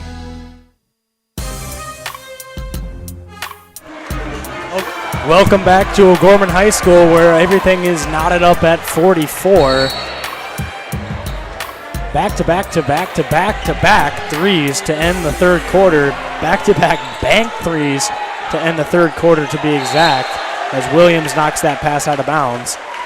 So Williams hits a three. Arbogast comes down and answers with a three. Then Williams goes down and hits another three. And Arbogast came and hit one. And then all of a sudden, Arbogast gets an opportunity again.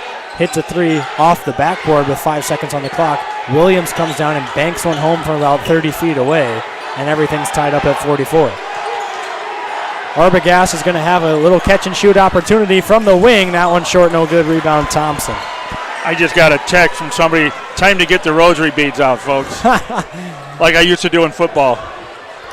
Williams will get it over to Gilbertson now. Gilbertson to Schramm. Schramm looking inside. No one's home, and passes out to Gilbertson. Williams has it on the right wing, up to Thompson now. Thompson will go dribble drive on McCuska. His shot off the mark, no good. Somehow the rebound winds up in the hands of Schramm. How did he get that? The Washington student section erupts, and now Arbogast will bring it across half court. He's checked in the back by Schramm. That's a good foul. Good call. Kemmer Schramm will pick up his third personal foul on the evening. And Roby's saying, get him off. Arbogast yelling for triangle.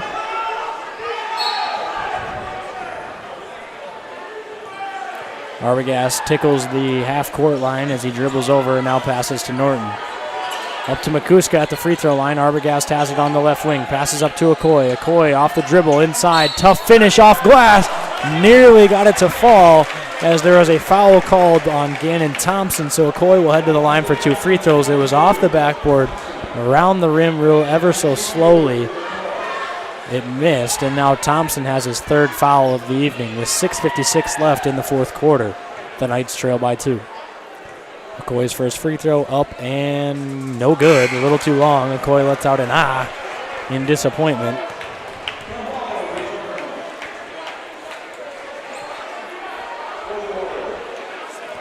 Okoye getting ready to take his 2nd free throw attempt. Gets the ball from the referee, dribbles it twice.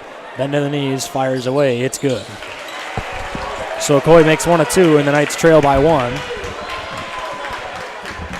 Williams brings it across half court. He's got the hot hand right now for Washington. Williams comes off of a Thompson screen, dribbles inside. Finish by Williams is good. Eli Williams is balling out right now for Washington. He's got 15 points on the evening to lead Washington. Cartwright has it now over to Norton at the top of the key. Norton back to Cartwright, looking inside to Makuska. Makuska didn't want it down there, and they'll swing it around the perimeter. Norton for 3. Around the rim, no good. Rebound goes to Gilbertson, and now Williams has it up the wing. Williams, not Zion. As now Williams dribbles inside. Passes is stolen by Okoye. Okoye will come in transition here. He's got to be careful as Schramm wraps him up and then basically tackles him to the floor. They're going to call an intentional foul. You betcha. That was Schramm. Yep. He came right in and crossed his arms, intentional foul. Okoye's going to the line, and he's going to get back the Washington boys out. So the intentional foul will give Okoye 2 free throws all alone here for the 2 free throws. Here's a chance to go ahead.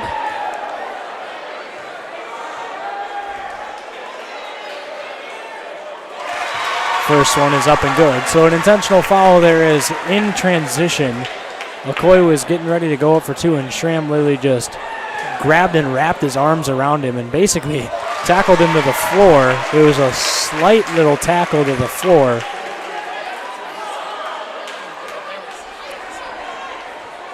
So OG gets both free throws, and now they'll get the ball back because of the intentional foul. So a chance to take the lead here for O'Gorman on a swing of a possession. Okoye gets it, finds Norton in the corner. He's got a standstill 3, just off the mark, no good. Rebound goes to Williams. Williams bringing it across half court behind the back dribble and passes over to Gilbertson. Gilbertson fires a pass inside to Schramm, kicks it back out to Kumbalo for 3. Off the front of the rim, no good. Rebound goes to Okoye. Schramm winds up on the deck after a hard fall, picked up right away by Williams. Now Norton has it, passes it inside. The shot is off the mark from Makuska. Norton's got blood all over the back of his jersey. I'm not sure how anyone hasn't seen that. I'm surprised because you should stop the game and get that cleaned up. That's the protocol. Kumbalo dribbling around at the top of the key, passes over to Williams. Williams swings it over to Gilbertson, and now they'll swing it around the perimeter. Working their way through the offense, 10 on the shot clock. Kumbalo has it up top, passes it to Eli Williams, who dribbles around inside, 5 seconds on the clock. He's going to have to take a shot. They pass out to Thompson, fadeaway 3, hits nothing. It'll be a shot clock violation. Nice defensive stands by the Knights. We're going to have a timeout by Washington. It'll be a full timeout. So with 5:06 left here in the 4th quarter, a full timeout by the Warriors as they lead by 1 at O'Gorman High School on senior night. Stay tuned for more action on Real Presence Radio Network. When you look to the future, is the road there inevitable? It's not. That's why O'Gorman education matters. It's where you'll grow in your faith, be challenged, celebrate, and become part of a community. These are the moments that will shape your life. This is where your path will unfold. What are you waiting for? You belong in blue. Your family is depending on you to provide financial security for them. The Knights of Columbus can help you with insurance solutions such as disability income, long-term care, both term and whole life, annuities, retirement, and estate planning services. Join the Knights of Columbus today at kofc.org/join us for access to all these insurance services. Call Jeff Gillen at 605-759-7204. That's 605-759-7204.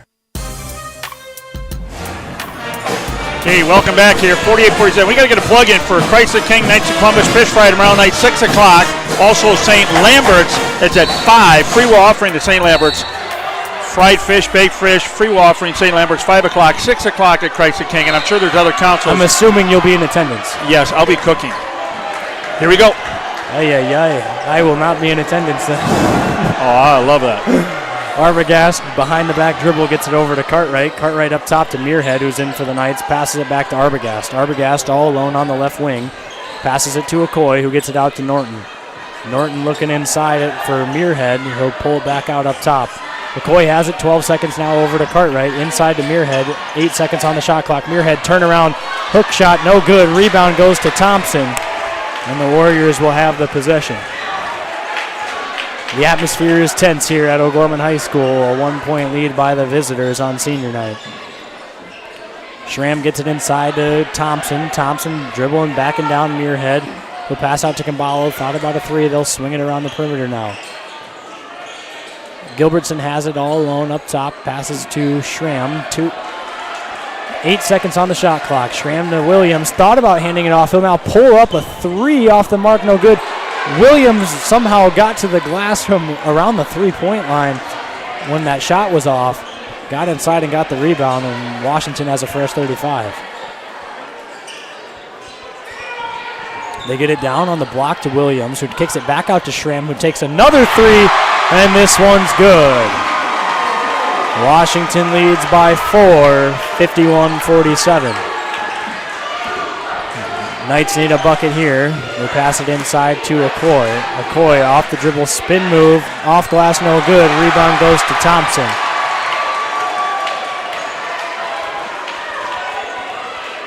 Nice look, though. Nice look. Williams goes off the dribble behind the back, gets it to Gilbertson, whose three is off the mark, no good. Rebound goes to Muirhead. A much-needed stop there by the Knights. Cartwright will go in transition. He goes and he's fouled by Caballo on the ground. So that'll allow Dagan Schramm to check in for Washington. Knights will be inbounding from underneath of their hoop.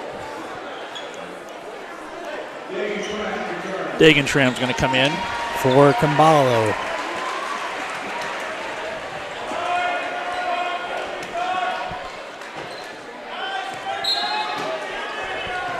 Norton finds himself open for three, and he airballs it over the side of the rim too long. And then Gilbertson travels with it. Wow.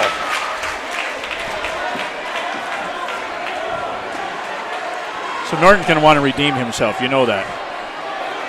2:57 left. Knights trail by 4. Muirhead will get ready to inbound to Arbogast right in front of the Washington bench.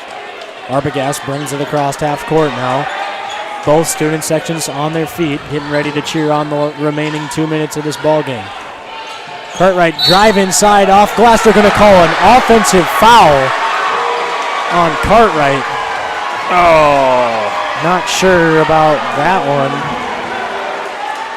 Washington will get possession now with 2:44 on the clock. Timeout.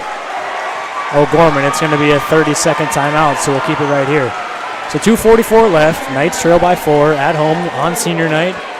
Final regular season game for the Knights.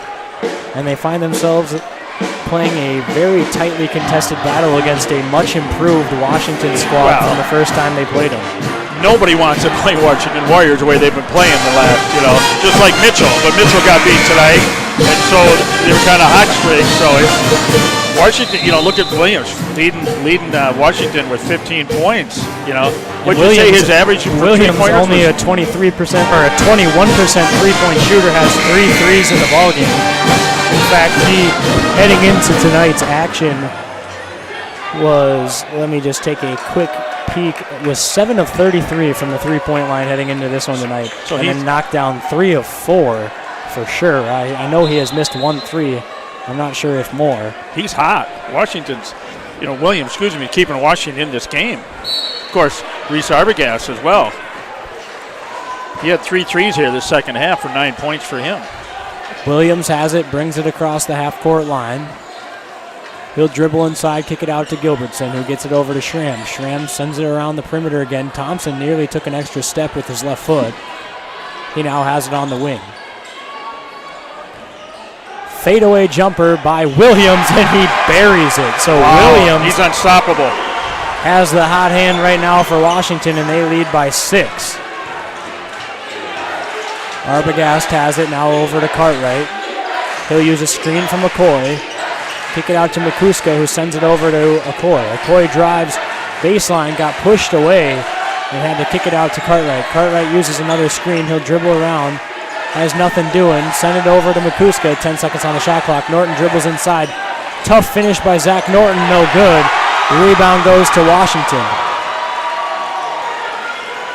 Chance for Washington to get their biggest lead of the night with 1:42 to go. Regulation. They're going to work the clock. Williams over to Thompson, now over to Schramm. Schramm inside to Thompson. Thompson off the dribble is going to be tied up, and it's going to be off of Thompson, out of bounds. Nice defense by McCuska. He's known for that, being that defensive end on the championship football team. Muirhead and Moffitt will enter for the Knights.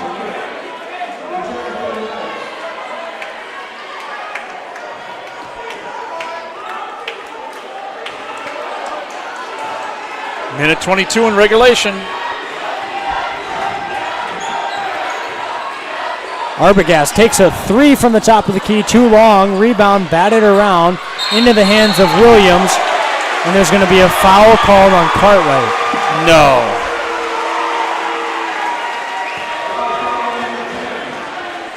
Interesting attempt there by Arbogast. Not sure if that's the shot that you necessarily want offensively, and now he'll come out for Norton.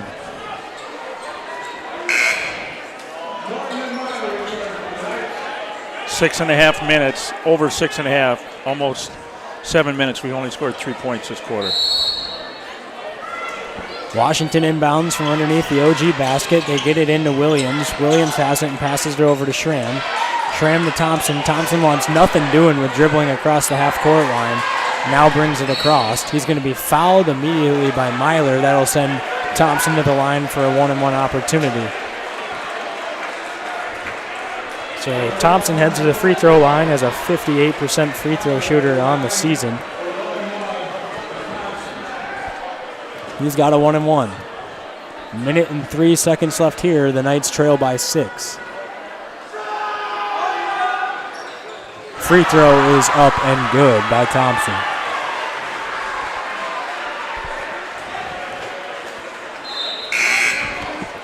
Into the game for the Knights is Hardy. Hardy coming in off the bench to provide some shooting for O'Gorman. He'll come in for Myler.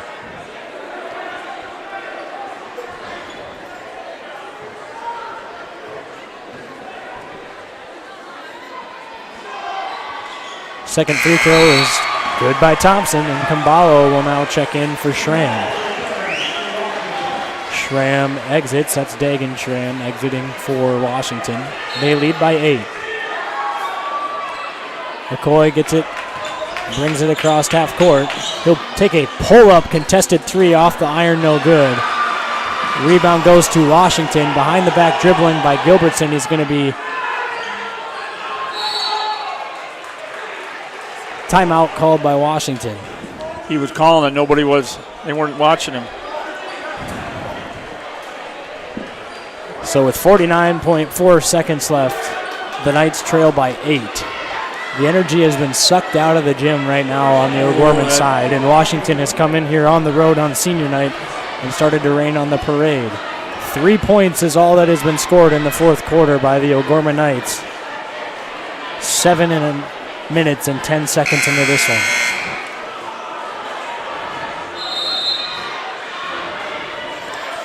Give credit to Washington, however, for playing outstanding defense, not only in this quarter, but in the second half alone. The Washington defense has been making every bucket tough for O'Gorman to get. Colbeck checks into the game for O'Gorman. And Webbin's in.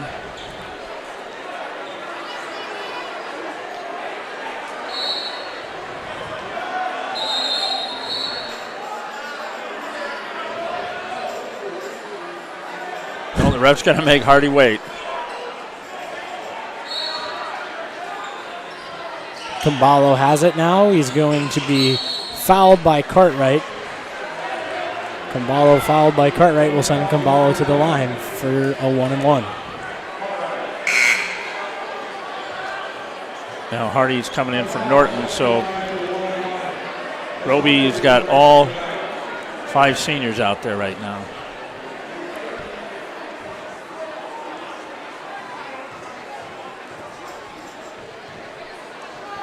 Caballo's free throw. Ooh, excuse me. Had a little bit of a hiccup-ish. I don't even know what that was. Washington up by 9, 56-47, under a minute. Caballo's second free throw attempt on the way. It's up and good. So Washington extends the lead to 10 now.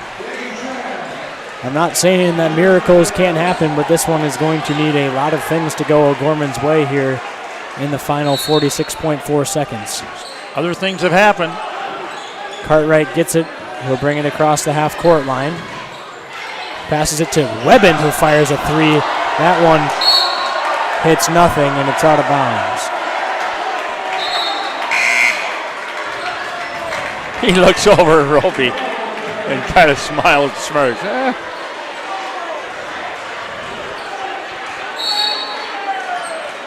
So Washington will inbound here in a little bit of trouble. And they call timeout. It'll be a full timeout. So we'll keep it here. 38.9 left in this one, and the Knights trail by 10. Washington inbounding underneath the Knights basket. Washington has come into this ball game and in the second half completely deflated O'Gorman energy-wise, and the crowd has been out of it for O'Gorman. They've only scored 3 points in this fourth quarter. Credit Washington for battling back from an early deficit, and they've been playing just exceptional defense. They had some great play out of Elijah Williams to spark them. He has 17 on the night. And Washington's just done a really good job of controlling this second half and making it all so. It's been almost impossible for O'Gorman to get a good look so far in the second half. And Washington only scored 13 points. So basically, this fourth quarter has really been hard fought from both, but it's the Knights. I thought when Okoye got fouled there, went up and made them free throws, got the ball, okay, that's going to get us. We had it within 1 there. It was 44-44 at the end of the third quarter. And after that, banked in 3 by Elijah Williams to end the quarter. What seemed like the momentum heading into O'Gorman's direction, then transferred back to Washington. And ever since then, it's been all Washington. So now Washington will take a trip to the line again for a 1-and-1 opportunity. McCuska will come in for Cartwright.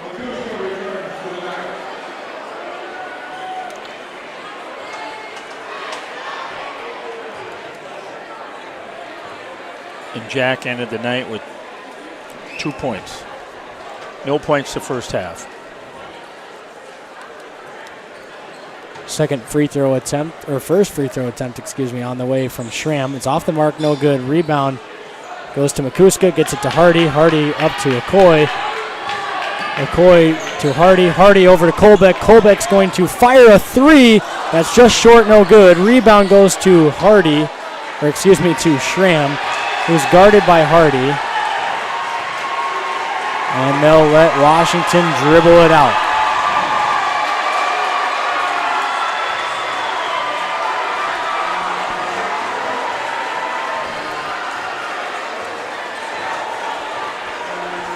The final seconds are now ticking off the clock. The buzzer has sounded, and that'll do it.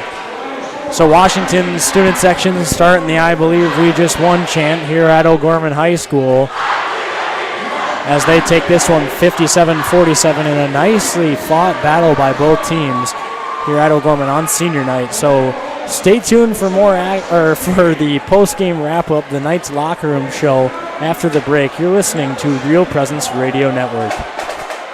Your family is depending on you to provide financial security for them. The Knights of Columbus can help you with insurance solutions such as disability income, long-term care, both term and whole life, annuities, retirement, and estate planning services. Join the Knights of Columbus today at kofc.org/join us for access to all these insurance services. Call Jeff Gillen at 605-759-7204. That's 605-759-7204. Real Presence Radio will be broadcasting an estimated 42 Sioux Falls O'Gorman girls and boys basketball games in the 2019-2020 season. Tune in to the RPR network on 94.5 FM Sioux Falls, online at yourcatholicradiostation.com, on our free mobile app, and on YouTube at Real Presence Radio Sioux Falls. If your business would like to sponsor our O'Gorman basketball broadcast and have your business's message heard across each of these platforms, contact me, Brett Byler, at 605-670-8333. Hi, John Fritch Benefits. The people we work with have two goals. Number one, they don't want to run out of money. Number two, whatever is left, they want it to go to the people they love. Could be issues like Social Security claiming, Medicare choices, even asset allocations for your 401k, or you may want to treat your church like one of your children. If you want to talk about any financial issues, you can call me, John Fritch, 334-8086. Investment advice offered through IMS Wealth Management, an SEC registered advisor. Do you have daily pain and discomfort that includes headaches, neck and back pain, and arm and leg numbness? Dr. Mark Hagan with Hagan Chiropractic Clinic provides gentle adjusting, x-ray evaluation, rehabilitation, and massage therapy to treat these symptoms. Hagan Chiropractic Clinic is located on 14th and Cliff, 6 blocks north of Avera Hospital. Hi, this is Dr. Mark Hagan with Hagan Chiropractic Clinic. Don't say ouch, call me at 361-OUCH.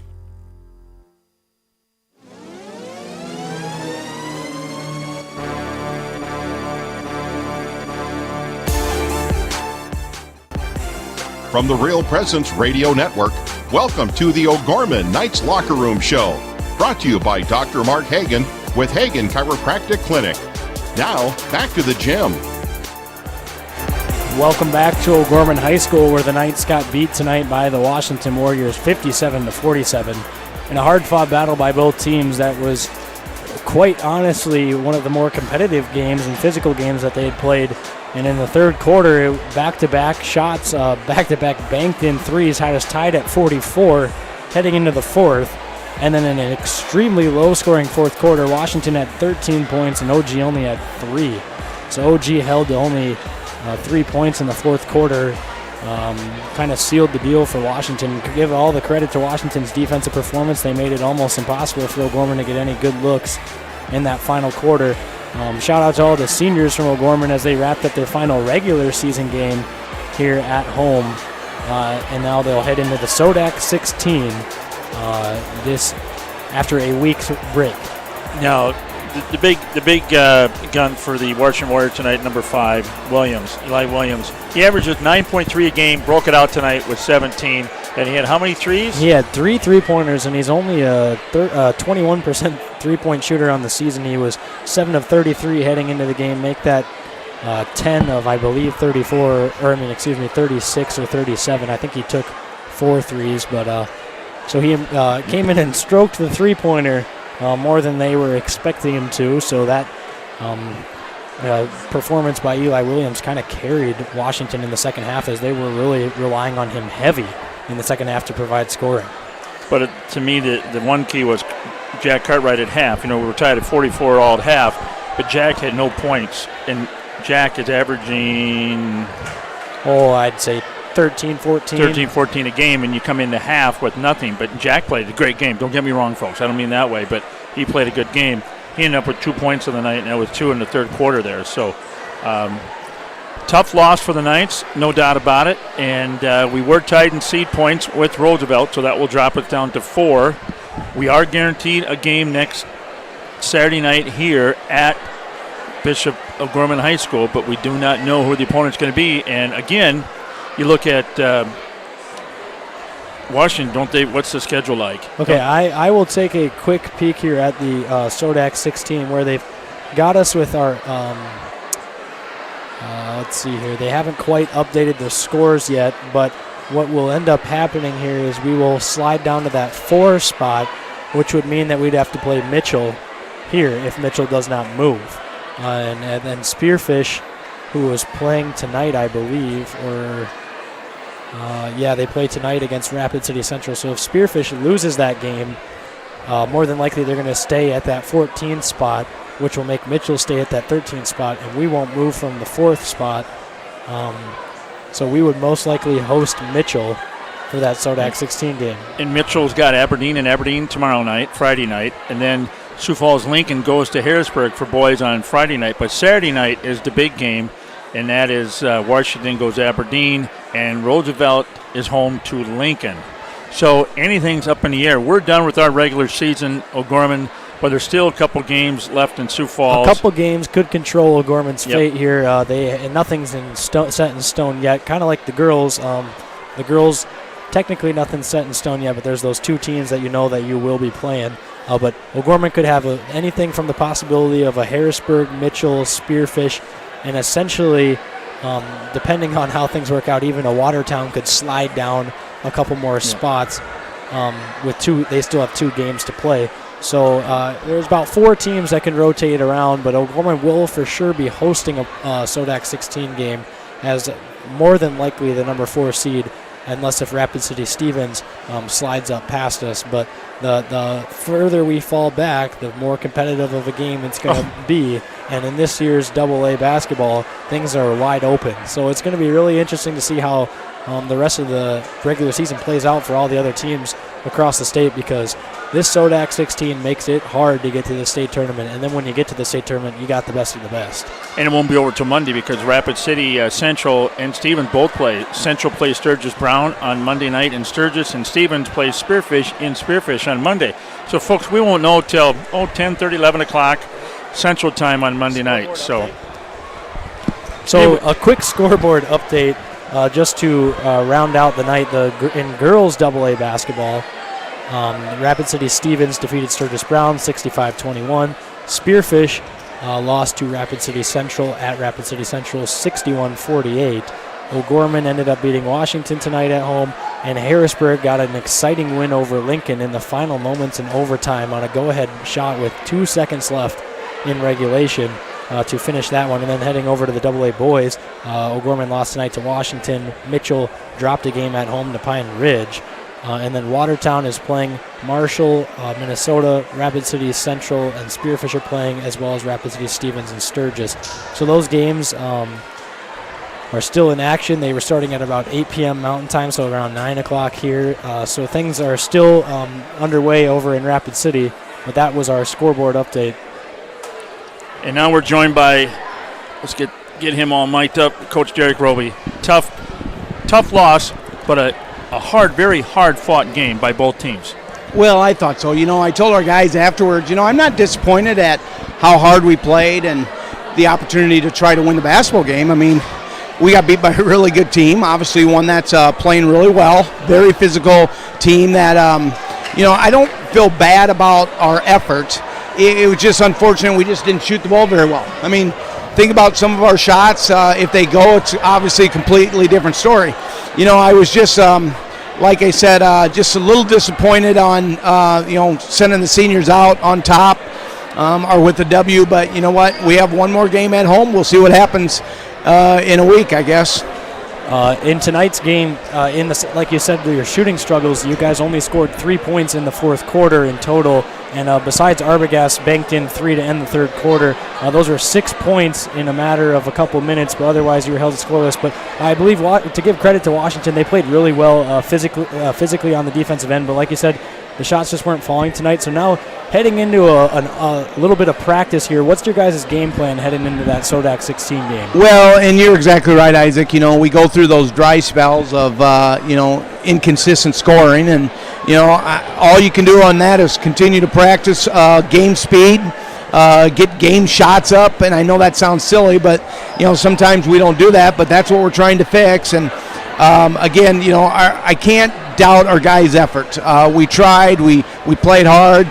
I told our kids at the beginning of the game, I said, here's what's going to happen. It's going to come down to the last 4 minutes. Whoever gets the momentum in that stretch, that last half quarter, is going to come away with the victory. And obviously they had a huge momentum stretch, and we just didn't overcome it. So it is what it is.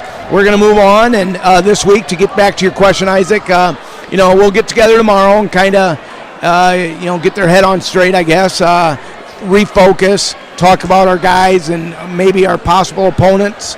But we'll take the weekend off, and then we have 5 days to get ready for somebody coming into this gym. Yeah, so looking ahead to a couple of those possible opponents, Spearfish is playing tonight at Rapid City Stevens. Mitchell lost to Pine Ridge at home 47-45.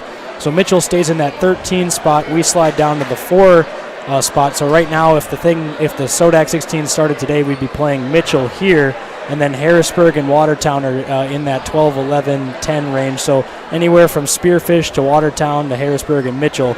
So some opponents that gave us a couple of fits early on in the season. So it'll be interesting for you guys to respond. But Dan, you got any final questions? No, I think that's what I said. I mean, we need the week off, rest up and everything, and come back and be ready to go a week from Saturday. I mean, that's what we have to do. That's all you can do. That's all you can do. But I will say this. Of all the coaches that I've known throughout my whole life, you got the loudest whistle of any coach I've ever been around. I've heard that before.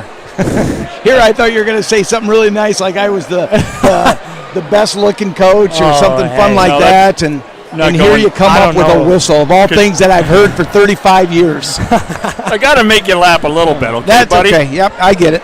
Okay. And that was Coach Jake Roby. Thanks for joining us, Coach. Knights come up short, 57-47, as we continue on the Knights Locker Room Show, sponsored by Dr. Mark Hagen, the Hagen Chiropractic Clinic. Don't say ouch, call Dr. Mark at 361-OUCH. You're listening to Real Presence Radio. Sioux Equipment Company can fix, sell, and repair gas pumps, tanks, and air compressors. They offer sales and services for lifts, signs, decals, and tank truck equipment in Sioux Falls and the surrounding areas. Sioux Equipment Company is located at 1310 East 39th Street in Sioux Falls, just off of East Benson Road. They can be reached by calling 605-334-1653. Again, that number is 605-334-1653. Did you know you can listen to the RPR network when you're on the go? Just search for Real Presence Radio in your app store. Listen live to any station across the network at any time, so you can stay connected to your local community from wherever you are. Plus, if you miss a program, the Real Presence Radio app is your one-stop shop for local and national podcasts, including our signature show, Real Presence Live. The Real Presence Radio app, with you every step of your faith journey. And welcome back to Bishop O'Gorman High School. Tonight we have the doubleheader with the Lady Knights winning 56-47. The boys losing 57-47. Okay, Isaac, let's do the Pizza Ranch Player of the Game. For girls, I'm thinking 19 points led, had excellent games. We're going to give it to number 31, the 6'1" senior, Emma Ronzik, with 19 points, is the girls' ladies Pizza Ranch Player of the Game tonight as they finish the regular season 20-0. And now Lady the Knights, boys. Lady Knights at that 20-0 season. Emma with a great finish to her senior regular season campaign gets that Player of the Game. And then for the boys, things were kind of all over the place. I think we're going to give it to Okoye tonight, who had 21 points, who played pretty well offensively, but defensively played really well as well.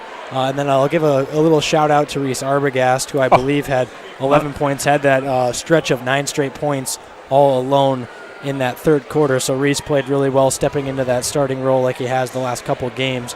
Finally tonight getting some shots to fall from the perimeter. So Reese played a pretty good game tonight, but Okoye with the 21 points offensively and defensively is our Pizza Ranch Player of the Game. The Knights Players of the Game, Emma Ronzik and Okoye, brought to you by Pizza Ranch and Fun Zone Arcade on 41st Street here in Sioux Falls. Pizza Ranch are proud supporters of Bishop O'Gorman Catholic Schools and Real Presence Radio Network. So let's wrap it up here so we can get out of here. I want to give a quick shout out to two former players that I see out on the court, Jimmy Burma and Antonio Castiello. Where's Burma? They're out on center court there, Burma in the light blue Jimmy. quarter zip.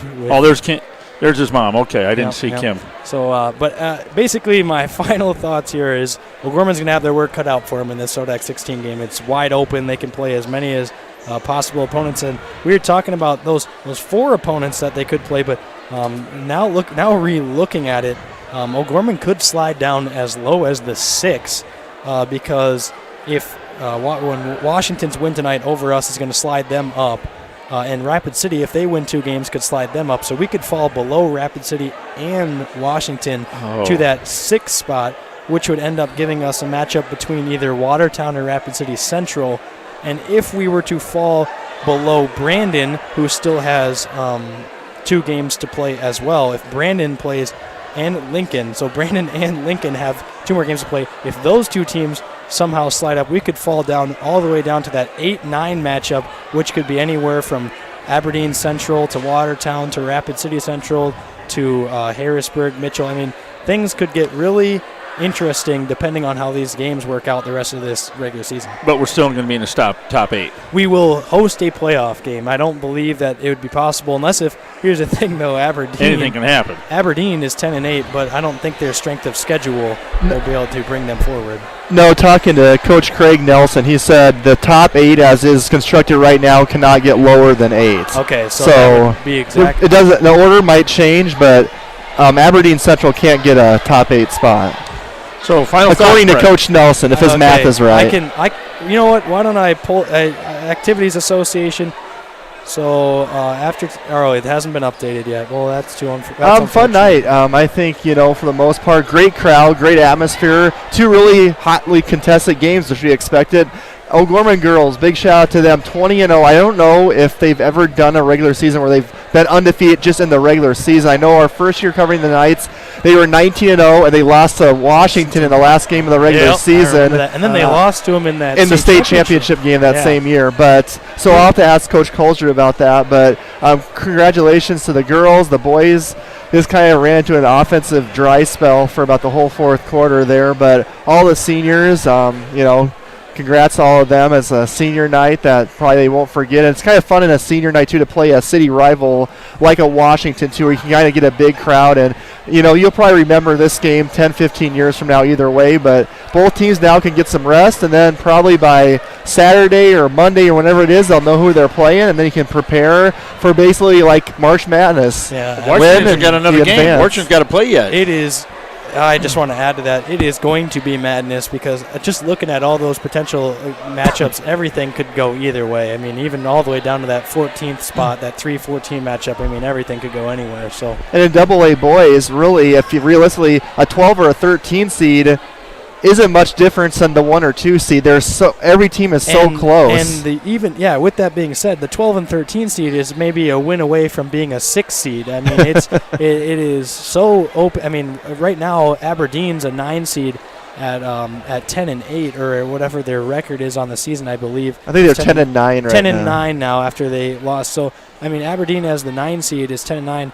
But then, like O'Gorman and those Brandon and Lincoln, they only got 1 win above them.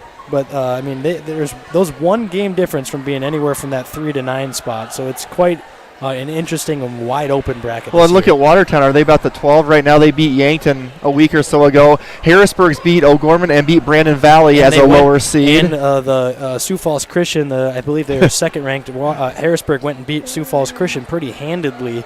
There, so Harrisburg kind of catching fire a little bit later. And Rapid City Stevens quietly is playing really good basketball, and there is Chris Nabner is one of probably the best coaches in the state. His teams are always ready to play, and they're on a roll right now too. They're finally getting healthy. I remember when they came in here and lost by 2, they had about 3 or 4 kids that were sick and didn't play. So, and Branson Keel's one of them who's a tremendous football player. So Stevens is, I think, around that 5 or 6 range. That could be a dangerous team towards state tournament time too. As well as the other school in Rapid City Central. If you remember, folks who are listening, when they came here, we played really, really well offensively, and we shot the ball well, and I don't think the score really kind of told the whole story of that game. Rapid City Central is a really athletic team, and in a game where everything's on the line, Sometimes the shots aren't falling, and a team that can get to the basket can always be dangerous. So, I mean, it's just, oh my goodness. It's going to be interesting.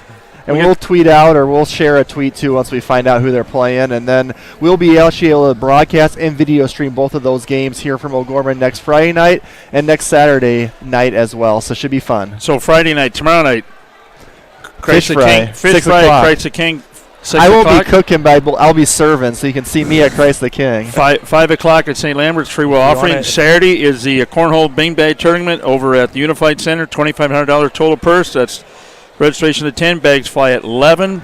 And one more thing, on Real Presence Radio tomorrow morning from 9 to 11, our morning show, Real Presence Live, Heather Carroll will be hosting over at St. Mary's with Father Paul Rutten from 9 to 11. Miles Beacom will be on that show, as will Monsignor Charles Mangan. So a Sioux Falls flavor to the morning show over at St. Mary's, which is your church, right, Isaac? Absolutely. Look at me giving Isaac Struck's church a shout out. Wow, we got all three of our parishes in. That doesn't happen too often, but remember, so if you want to not get food poisoning this weekend, stay away from the St. Lambert's kitchen. Go to Christ the King or a different fish fry. No. Miles belongs to St. Lambert's, by the way. There it is. God bless him and stuff. So, okay, that'll wrap it up here. Final thoughts? Look forward to seeing what the matchups are for SODAC 16 and enjoyable, quick, regular season. I can't believe it's already over with. Looking forward, yeah. It'll be an exciting SODAC 16. Get your popcorn ready. Hopefully you can make it out to the gym, or otherwise snuggle up with a nice cozy blanket and some hot chocolate for some final basketball heading into that state tournament. And our final games won't be until March 21st. So, on behalf of Brett Byler, Isaac Struck, I'm Dan Johnson. We'd like to thank all the supporters and advertisers for this year on Real Presence Radio for making this possible, because Isaac and I volunteered to do this, and without your volunteer, without you sponsoring O'Gorman basketball, we wouldn't be able to bring it to you on Real Presence Radio. So from Sioux Falls, South Dakota, good night. God bless.